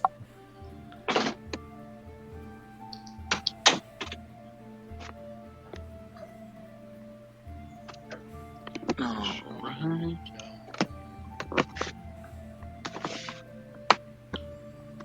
Nothing else to do. All right, I'm still waiting to hear what Flickie was trying to do, because after that, then I'll give you guys the small amount of experience you guys accumulated. That's right, because we did kill things. Uh-huh. Oh shit! What was I trying to do? I had something very specific in mind, and now I'm drawing. Oh, a yeah, blank. you said something about trying to buy Tim Hawk battle gear. Yeah, I wanted to see if there's like a what are they called? Not trainers, but like a not Fletchers. No, that's arrows. I'm going to let you know. There's nobody in Kintargo that's that specialized in trying to make battle armor for hunting falcons. Well, that's a battle bummer, dude. I mean, does case- anyone actually attack him? Wait, yeah, doesn't it function as a familiar? It's No, not he's been attacked. He's been punched in the face before. No, he has not. No, I mean he's not like he is a hawk of your creation. He is not a natural born. Yeah, but I can still hawk. put shit on him. Okay. Yeah. I didn't know if that had any effect. Imagine if you had a ball of gum and then you covered it in razors. Like it's a better ball of gum. You know what I mean? Considering the use for a ball of gum, no. Well, okay, I'll give you that one. But no, you don't find anyone that has battle talons or anything, especially since that stuff would interfere with Tim's ability to fly. But yeah, no, unfortunately, sorry, no hawk battle gear for your familiar. That's a fucking bummer. Yeah, and I'm sure I can't go to the Devil's Threads and find some blessed hand wraps. Yes, unfortunately, Hedeman does not have any blessed clothing. The only thing he has is a pair of boots of levitation, and unfortunately, they cost several thousand gold. No, and I love my Daredevil boots right now. I'll be fine with my Daredevil boots. I forgot I had this for a while and saw my notes. I'm very happy about that. Yeah, no, don't they You've give gotten you a some plus? use out of them too. +5 acrobatics to attacks of opportunity. Yeah, that's awesome. And +1 attack rolls if enemy. It says +1 to attack rolls if enemy against enemy if move success. It means that if you use the Daredevil boots to avoid an attack of opportunity against someone, you have a +1 attack rolls against that enemy that turn. That's so you go, okay. ha-ha! Yeah, so basically, you can roll around them and sweep the leg. It's the classic counter retribution parry. That's Tim's classic boxing move. That's how he won his fights in high school. Sweet. Solid. All right. So okay, so let me run down the list right quick just to make sure that we're not forgetting anything, because we're basically going to start right in with going back into the Phantasmagorium next time, correct? Yep. All right. Yes, absolutely. So Tib'resh, no luck on the hand reps. Is there anything else? That's all. I don't know a whole lot about fighting undead or skeletal creatures. Just deal bludgeoning damage. They're basically like, can you? Yes, I'm full of bludgeoning damage. My fists are bludgeoning. Yeah, I am full of bludgeoning damage. Yes, bludgeoning. He can deal bludgeoning or piercing damage because he has snake style. But yeah, he can. Okay. I am the bludgeonist. Tib'resh, what if I carried you on my back and ran through the room? And you just punched. I don't think that's going to be as effective as you think it is. You have to make an impressive strength check because Tib'resh is 7 feet tall and strong. I weigh more than you, and I am slightly taller than you. I might not weigh more than you. You might be denser, judging by that 8-pack. And also he's wearing like 45 pounds of chainmail. Right, I forgot about that. But yeah, that is all I had for this. I don't have any other armor I want to look for because I don't wear armor. Except for the bracers you got. Except for the bracers, but they don't count as encumbering armor. What do those bracers do for you again, man? They're bracers of armor +1. They give him an armor bonus without actually counting as armor. You could benefit from them too, also. Okay.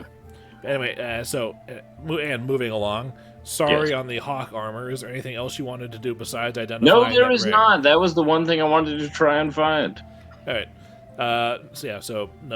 Roger is he got 4 doses of holy water, a battle aspergillum, and is using this opportunity to Batman it up. Anything else? No, that will do it for me. All right. So Icar's not even gonna make an excuse to meet us up. Well, Roger's got 2 weeks to figure that excuse out. He's just gonna ghost you guys. You're just gonna be there. You're gonna be like, "Where the hell is Icar?" God damn it, Icar. And then Tenebrae will show up and be like, "Looks like you're light." All right. And Sugtok, is there anything you wanted to do? Because mind you, you're hosting us. No, we're kind of wandering around for an hour or so, and then meeting back up to take the people down, right? Yeah, well, yeah. Oh, I thought we went to Sugtok. This is a brief. You guys basically asked around. You heard about cloaked people, and by the time you finished, it was about noon. So you spent the rest of the daylight hours shopping. Oh, okay. And your plan was to go in there after sundown to avoid drawing attention to yourselves. So right by my understanding of the broad strokes. Yeah, that makes sense. Yeah, unfortunately, it's not like you have very far to cover during curfew. Yeah, no, nothing specific to do. Sorry, I'm gonna do a real quick check at the Devil's Threads. I think that's within my price range. I'm gonna do a quick check and see if they have anything that could boost. I don't know how specific I can get to see. Hey, will this... Except for the magic boots I mentioned, everything else he sells is mundane clothing, which not give a mechanical benefit to you. I'm sorry. Okay, no worries then. But Hedeman's always happy to see returning customers. I'll stop by to say hey and consider some new outfits, but I'm a pretty simple man. A pleasure. And always, come on. Remember to come on back because the temperature is beginning to warm up. We're coming into spring now.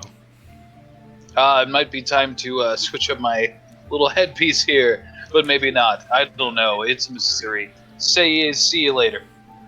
Have a pleasant day. My encounters with this man will only get weirder.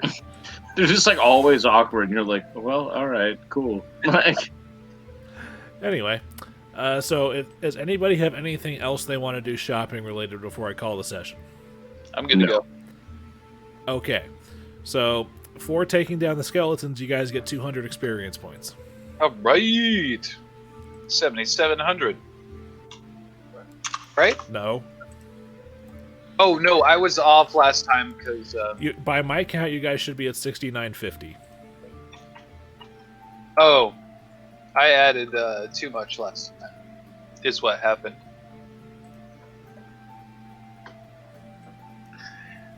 You said 200? 200. It was not a It was not a difficult encounter. No, I'm just making sure I heard it right. Yeah. I wasn't sassing you. No, yeah, I'm just clarifying because most of the other encounters you guys have done have been worth more, but the adventure was also designed that way. Since you go to one place and do one fight, the fight can be a little tougher than usual. Right. Because now that you're going into place and have multiple encounters, they're going to be easier to get through, but there's going to be more of them. Yeah, next time we're basically walking into the dungeon crawl. Here we go. Pretty much.